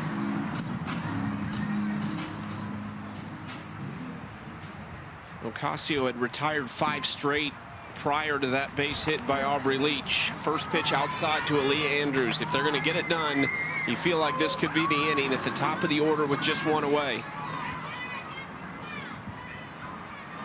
Corrick. Excuse me, I think I misspoke there. That one runs outside 2-0. Could we see Kat Sandercock re-enter in this game?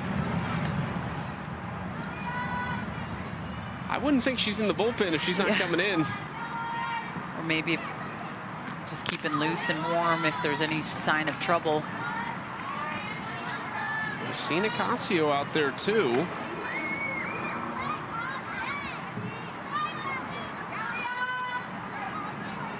Leah Andrews ahead 2-1 in the count. A nice play by Bailey Lang over there, who used to be a great player in her own right at Wichita State. Aaliyah hitting .343 on the season. Corrick goes inside.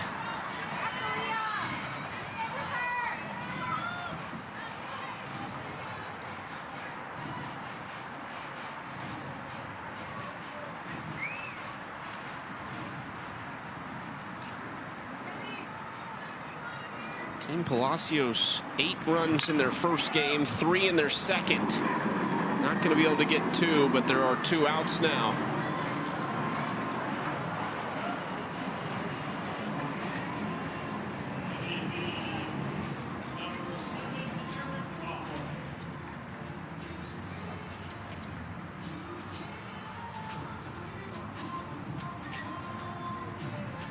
Pinch hitter in the 3 spot instead of Aaron Koffel. It'll be the veteran out of Florida, Jordan Roberts.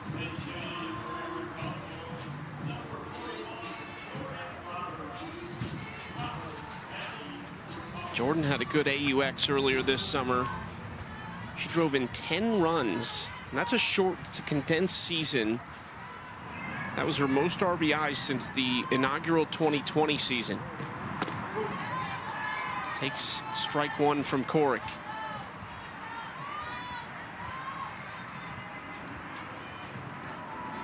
From Live Oak, Florida, she owns her own mobile coffee company, Daily Cup of Joe.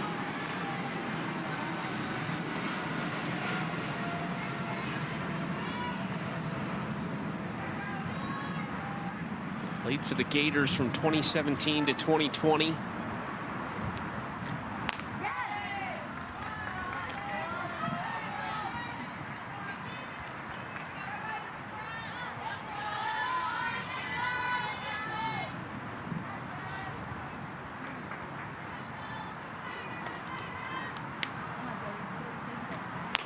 Three and one.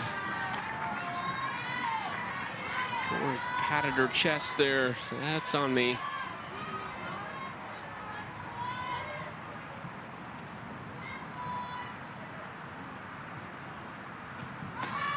Inside ball 4. Andrews was going.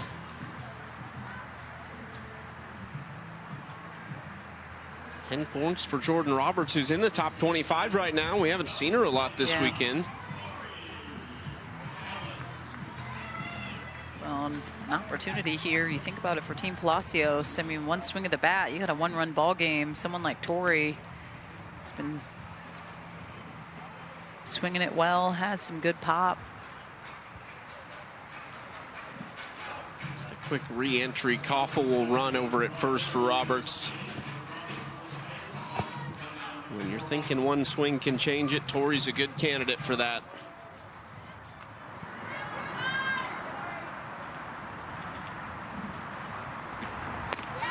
Way in front of that pitch from Corrick. That was the pitch you wanted last time Tori was up. It was.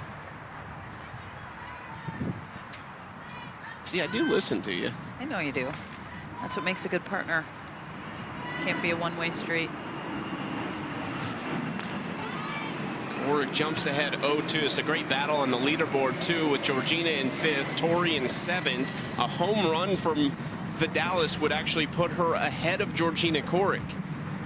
It'd be a combination of the points for Tori for the home run and Georgina losing points for the earned runs on the bases right now.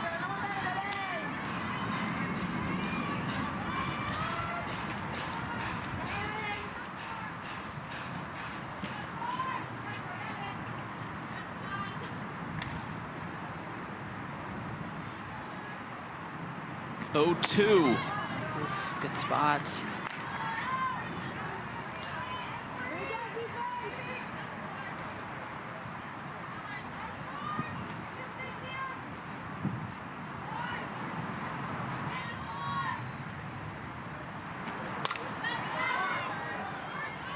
That pitch is like so close. I mean, it almost would hit her.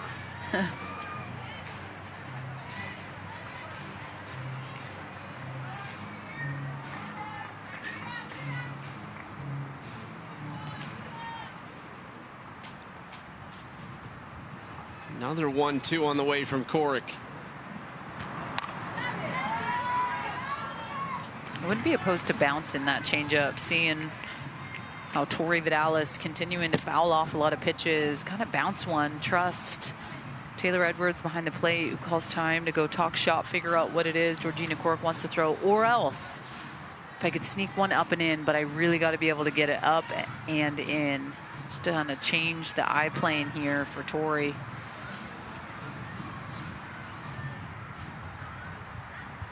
Let's see where she goes. Inside, got her. Dirty. And strands a pair. This is kind of giving me the NSYNC vibes too with the dirty drop. Look at that thing dropping off the table. Off speed, 56 miles an hour. Money.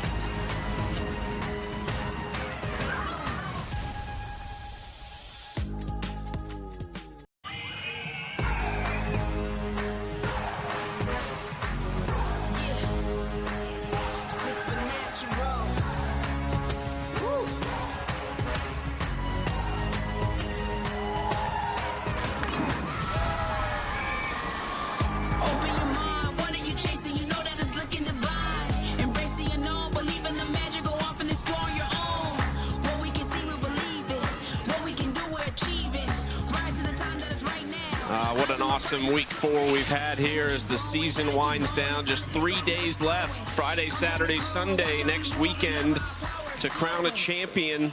Still a lot of points to play for here. 20 up for grabs for Team Lorenz. If they follow the trend they've had all game, they'll score a run here and pick up 20 more win points. Alyssa Denham hoping to make sure that doesn't happen. She went 1-2-3 in her first inning of bullpen work. We were playing the hypothetical game with the leaderboard in the break, and the questions were basically, one, Amanda Lorenz is going to have a big lead. It's probably 250 points or so heading into the final week. 2 of her pitchers, Alicia Ocasio and Georgina Cork, barring a Team Palacios comeback, are probably going to be captains as well. And then the question was kind of Megan Faremo, who's obviously a big name, goes early in the draft, a great pitcher. Is that Amanda Lorenz? Could she get to that 4th spot and Lorenz potentially end up teaming up with Megan Faremo in the final week to try and put it away? I mean, if Faremo's their 4th pick and you're drafting, you're Amanda Lorenz, is that your pick? Yes. Okay. I mean, look at the games that Faremo's been able to throw this weekend, and she lost on something that's out of her control, and that's how the game works, right? Like at times winning comes down to the clutch hitting in big moments, and those games could have went either way for them, and she just came out on the losing end. That's how it is. But man, she threw really well this week, a lot of energy. She's someone I definitely would want on my team going into the last week.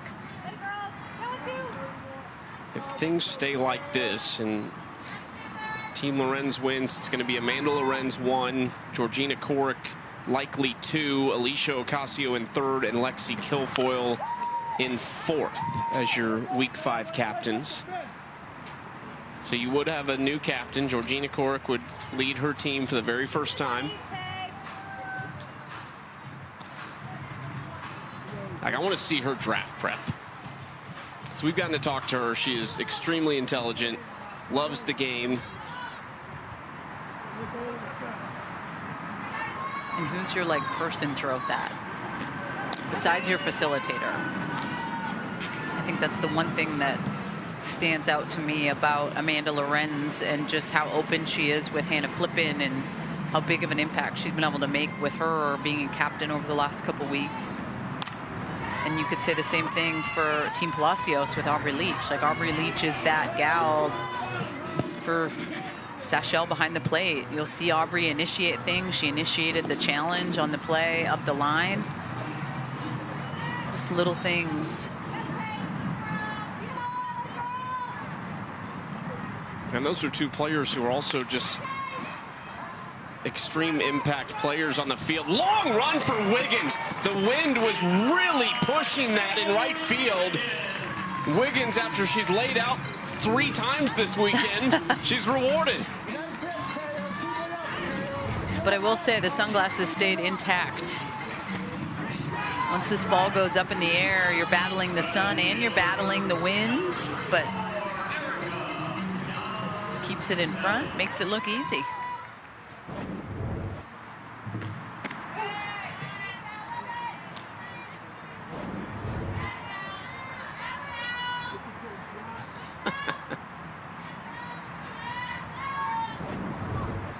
trying to get out of the way. Supposedly, those are the same sunglasses. They were repaired. She said, you know what? I don't know. Maybe they're just the same model.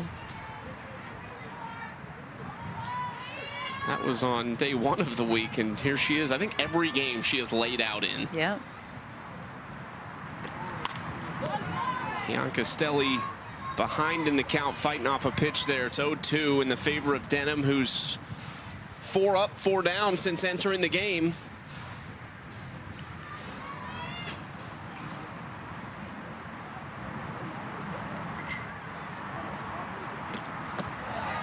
Too low. Bianca Stelly, top 20 on the leaderboard.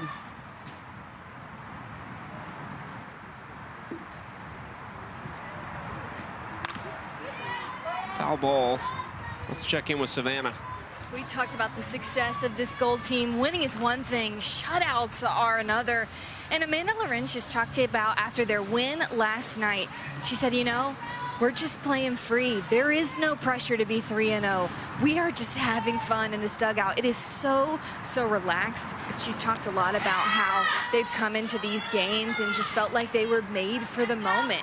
And I've talked to so many athletes on this gold squad, and so many of them say this is one of their favorites, if not their favorite AU softball team they've ever played on. And you can just feel it being a part of this group this week. I feel like every time we have a shot of Amanda Lorenz, as Bianca Stelly ropes one up the middle, first hit off Denham with 1 out in the 6th. Every time we see Amanda Lorenz on camera, she just looks like she's chilling. Yeah. No stress. That definitely helps in the point leads that she has right now. Not too shabby.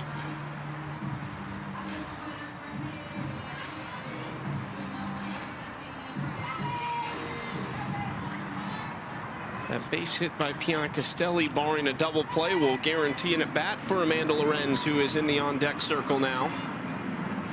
Victoria Hayward first.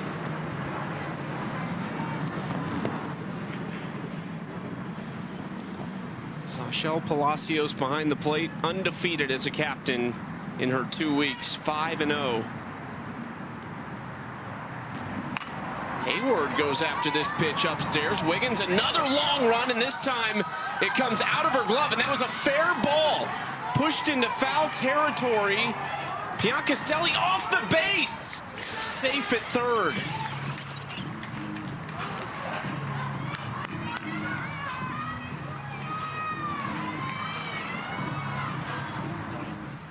It's a double for Vic Hayward.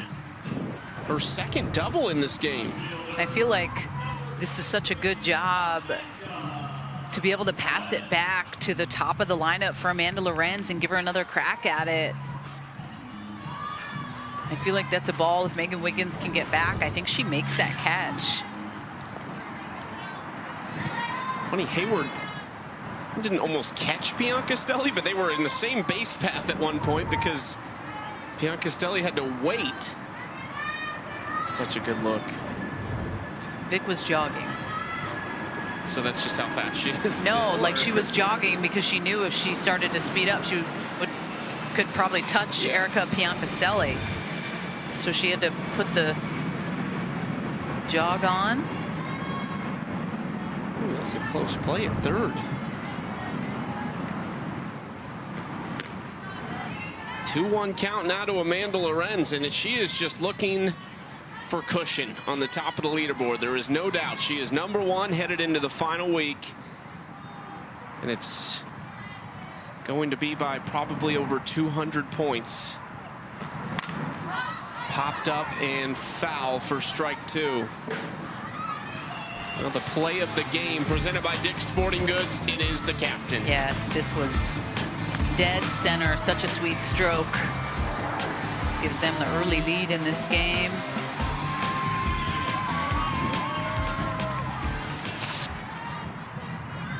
She has been producing week in and week out this season.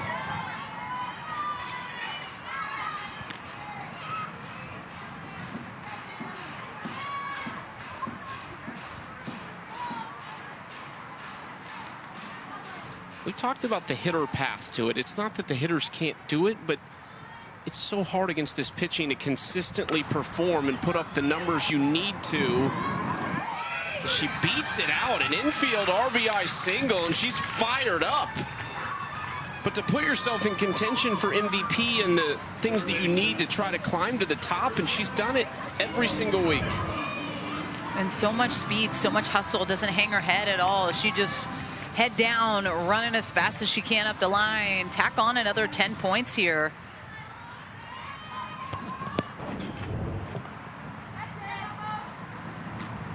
Sydney Romero swinging first pitch. This is midway out to center field. Aaliyah Andrews will throw it home, but no chance to get Victoria Hayward 2 more runs. The trend continues, though. 20 more inning win points for them. At the very least, they're going to take home 350 of a possible 360 in the win department.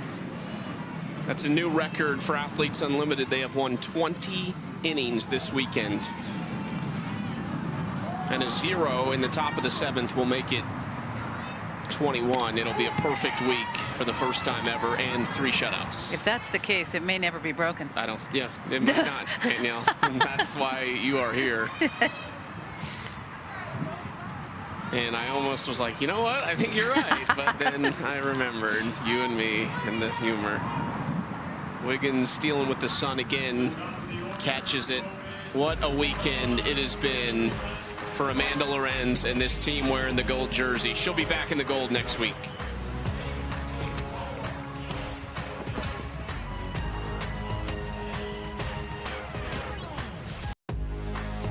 Athletes Unlimited Pro Softball is sponsored by Mizuno.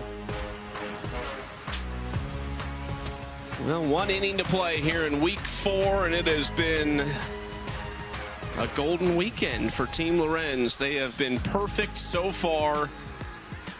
They'll hope to close the door right here. They just need 3 outs. They will have collected all 360 possible win points if they put up a 0 here in the 7th. And it's the closer, Kat Sandercock, the all-time saves leader in a single season, coming back into the game after she started this game through 3 innings and gave up just 1 hit, no runs, 3 Ks. She gets the honor of closing the door. I like it, and she almost seems a little bit more dangerous when she comes in late in the game. Her step bites just a little bit more. Great opportunity for out here, to just do what seems and has seemed like the impossible for Team Lorenz. 0s every single game, potentially do 3 shutouts in a row. Wow.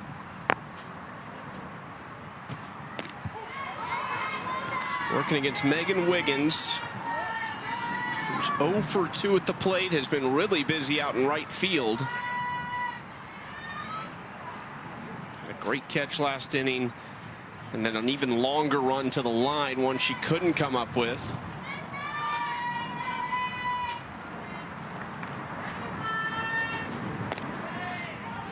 Two and 1 to the veteran.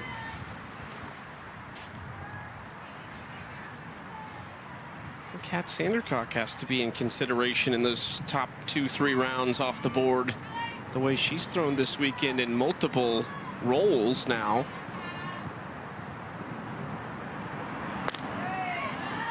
Three-1.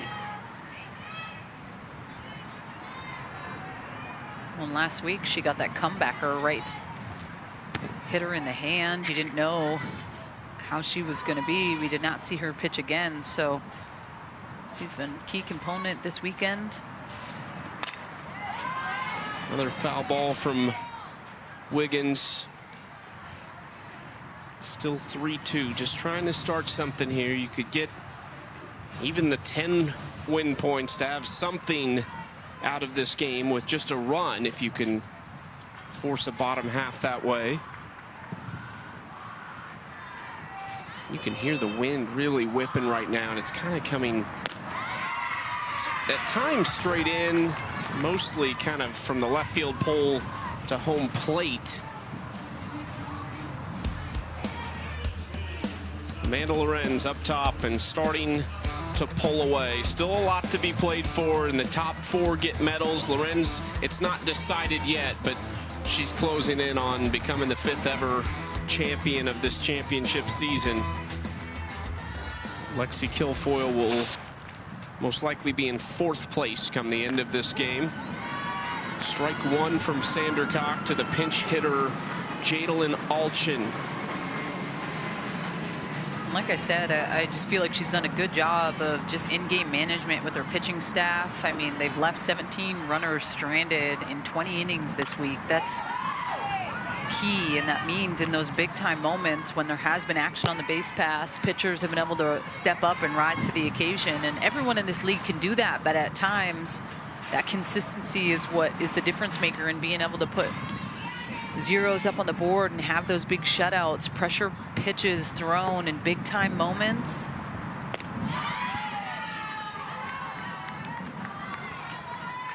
It's unheard of. I mean, just the offense we've seen in this league over the last 4 or 5 years to have a full weekend against 3 different lineups and potentially have 21 shutout innings.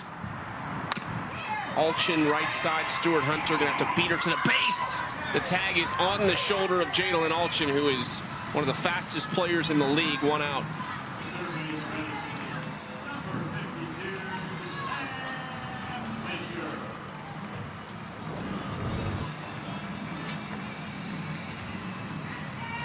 Oof.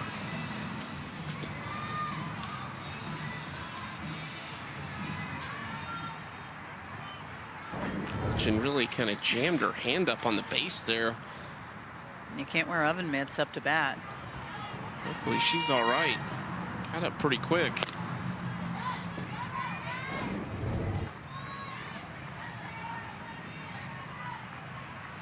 Just got the tag down.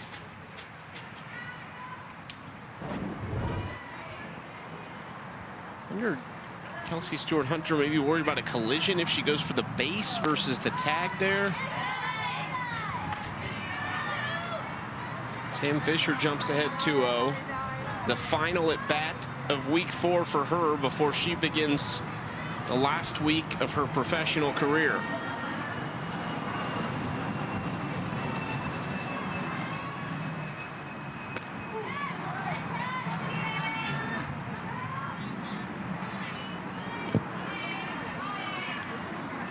Sam, the chairperson of the Player Executive Committee. We got to talk to her in the stands yesterday.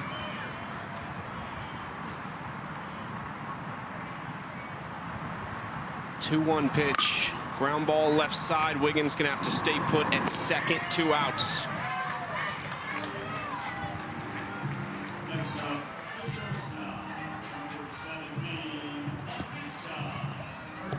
These two teams entered the day 2-0. Team Lorenz now 1 out away from the perfect weekend, and we mean the perfect weekend.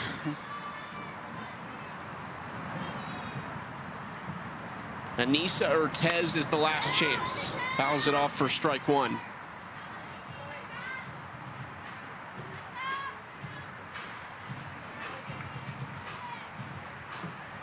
She's been doing it at a high level for a long time. Has been very successful in all the seasons, top 25 in all but, or top 15 in all but one, top 25 in all of them. That gets away from Edwards, and that runner Wiggins is up to third.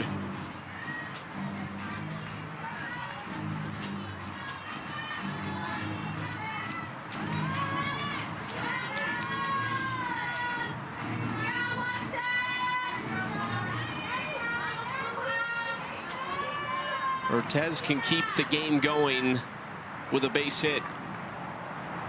And up the middle, there it is. Wiggins comes across. The first run scored against Team Lorenz this weekend.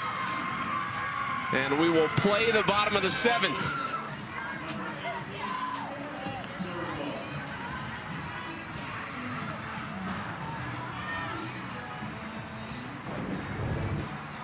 God, seemed too good to be true. It's a good piece of hitting by Anissa Ortez. This drop ball, it's just up, elevated a little bit.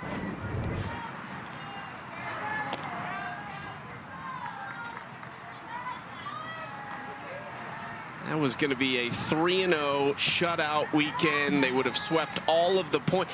Now the points, too. The perfect weekend of the points is in danger because Team Lorenz will need a run in the bottom of the 7th or more if this keeps going for Team Palacios. Morgan Zirkle at the plate. I think Amanda Lorenz going to be pretty happy with the way things went still. Yes. But it's like having a perfect game until the last out, and then you give up the hit. Yeah. You know, gosh, doesn't count. Anissa Ortez said, I'm not here for that kind of history. Got no interest in that.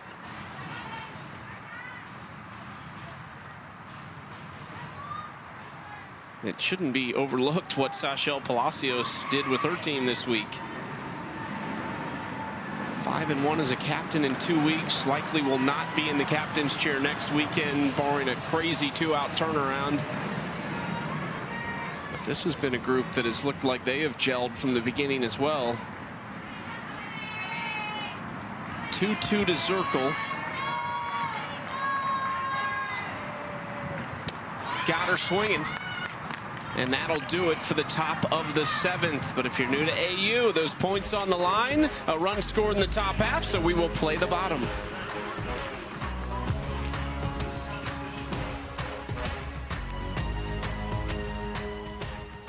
Six to 1, Team Lorenz over Team Palacios. The perfect weekend is up for grabs for Team Lorenz. They just need a run, and the game is over. They'll take those final points in the game. The game is in their hands regardless.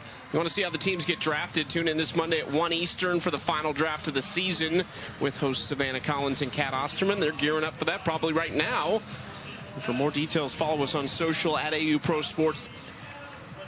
I know Savannah's ready to go. I'm sure Kat's and keeping a close eye on things this weekend. First pitch swinging for Hannah, flipping into right field, caught by Wiggins, 1 out. All right, top 5 right now looks like this, and it will change a little bit because Georgina Korick only 5 points behind Sashel Palacios. She'll go ahead of her on win points. She will also go ahead of Lexi Kilfoyle, as will Alicia Ocasio.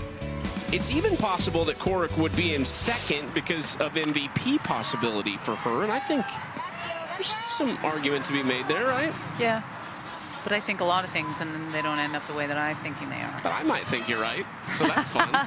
We do agree on some things.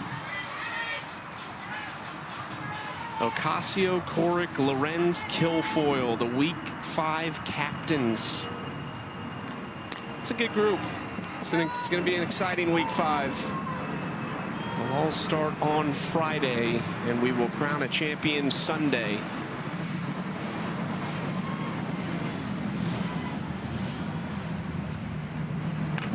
Kelsey Stewart-Hunter.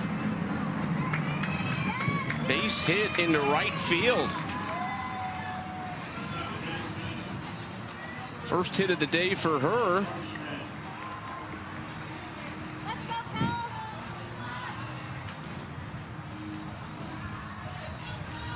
And 1 on against Denham for Kelsey Harshman.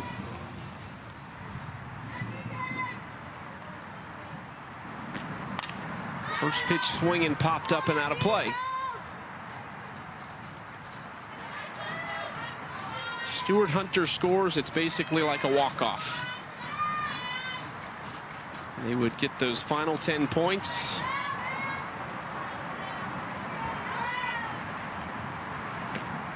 They're guaranteed 350 out of a possible 360.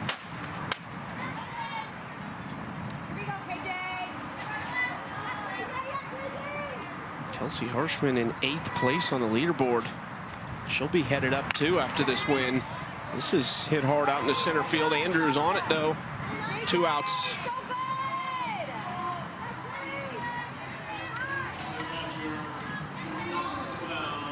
Last chance, Taylor Edwards.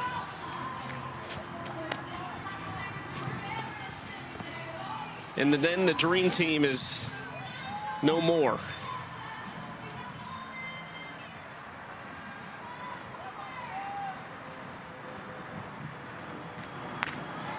Up and in, ball 1.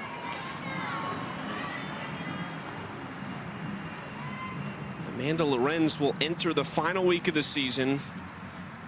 4 straight weeks as a captain. 7-2 record leading her teams. She'll have at least 200 points on the second place person on the leaderboard.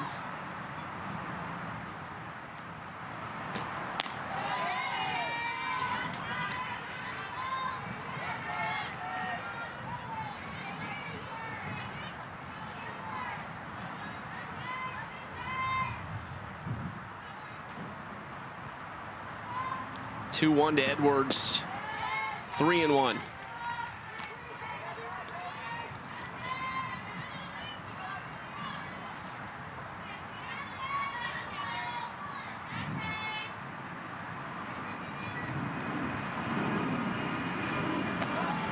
Edwards walks, 10 points for her on the leaderboard. And that winning run now at second base. Inning winning run at second base.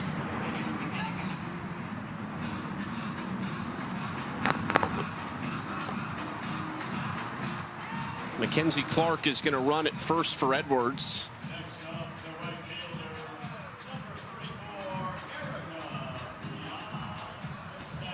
In some ways, that runner, I mean, in all ways, that runner really does not matter because there are 2 outs. There's no chance, unless a home run, for Mackenzie Clark to come across the plate. Off speed, Piancastelli, strike 1.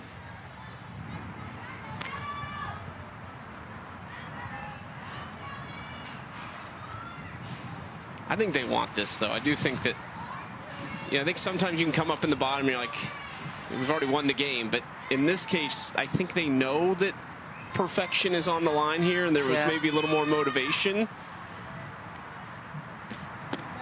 I'm with you. I'm competitive when it comes to that stuff, so give me all the points. And I think, too, what you see in the final 2 weeks of the season specifically, because it's getting closer, when you get on a team and then you have it gel like it has for Amanda Lorenz, I think your teammates start to, they want to support you, too. Like, you become an Amanda Lorenz fan if you're on her team, or a Sashel Palacios fan knowing how close they are. And based on what we saw last year with Alyssa Denham and Odyssey Alexander, what we saw at AUX this year in Wichita, you know it can come down to just a few points. So even these 10 could end up deciding a champion. 3-2 to Piancastelli. Vic Hayward has been unget-outable today. That's a word? That's Amanda's word. I've used it occasionally. Huh. And she is on deck. Unget-outable. And Piancastelli's close. She's reached 2 of her 3 times. So the bottom 2 in the order, Piancastelli and Hayward, 3 for 4 at the plate with a walk and a hit by pitch. An RBI and 2 runs scored. Another 3-2 inside. Piancastelli went after it. The perfect weekend will not come to fruition. Alyssa Denham closes the door. Team Palacios gets 10-inning win points, but still just straight dominance from Team Lorenz all weekend long. What an iconic weekend for them and this squad. They're going to be split up, which is always at times what makes this sad, is you're never going to play with the same group of people. You'll definitely line up with a couple, but we'll see how the MVP points roll out and how it can shake up a little different, but oof. The inning and win point for the game, so 60 points for everybody on Team Lorenz, has not been entered into this scoreboard yet. When it does, Ocasio and Coric are going to leapfrog Sashel Palacios. So the captains are going to be Lorenz, Ocasio, Coric, Kilfoyle going into the final week of the season. This was week 4, and it's all over. Just 3 days remain in this 2024 season. We cannot wait to see who will be the 5th ever championship season champion. Team Lorenz, perfect this weekend, 3-0. They took 350 of a possible 360. For our entire crew, Danielle Laurie, Savannah Collins, I'm Chucky Kemp. Thanks for joining us, everybody.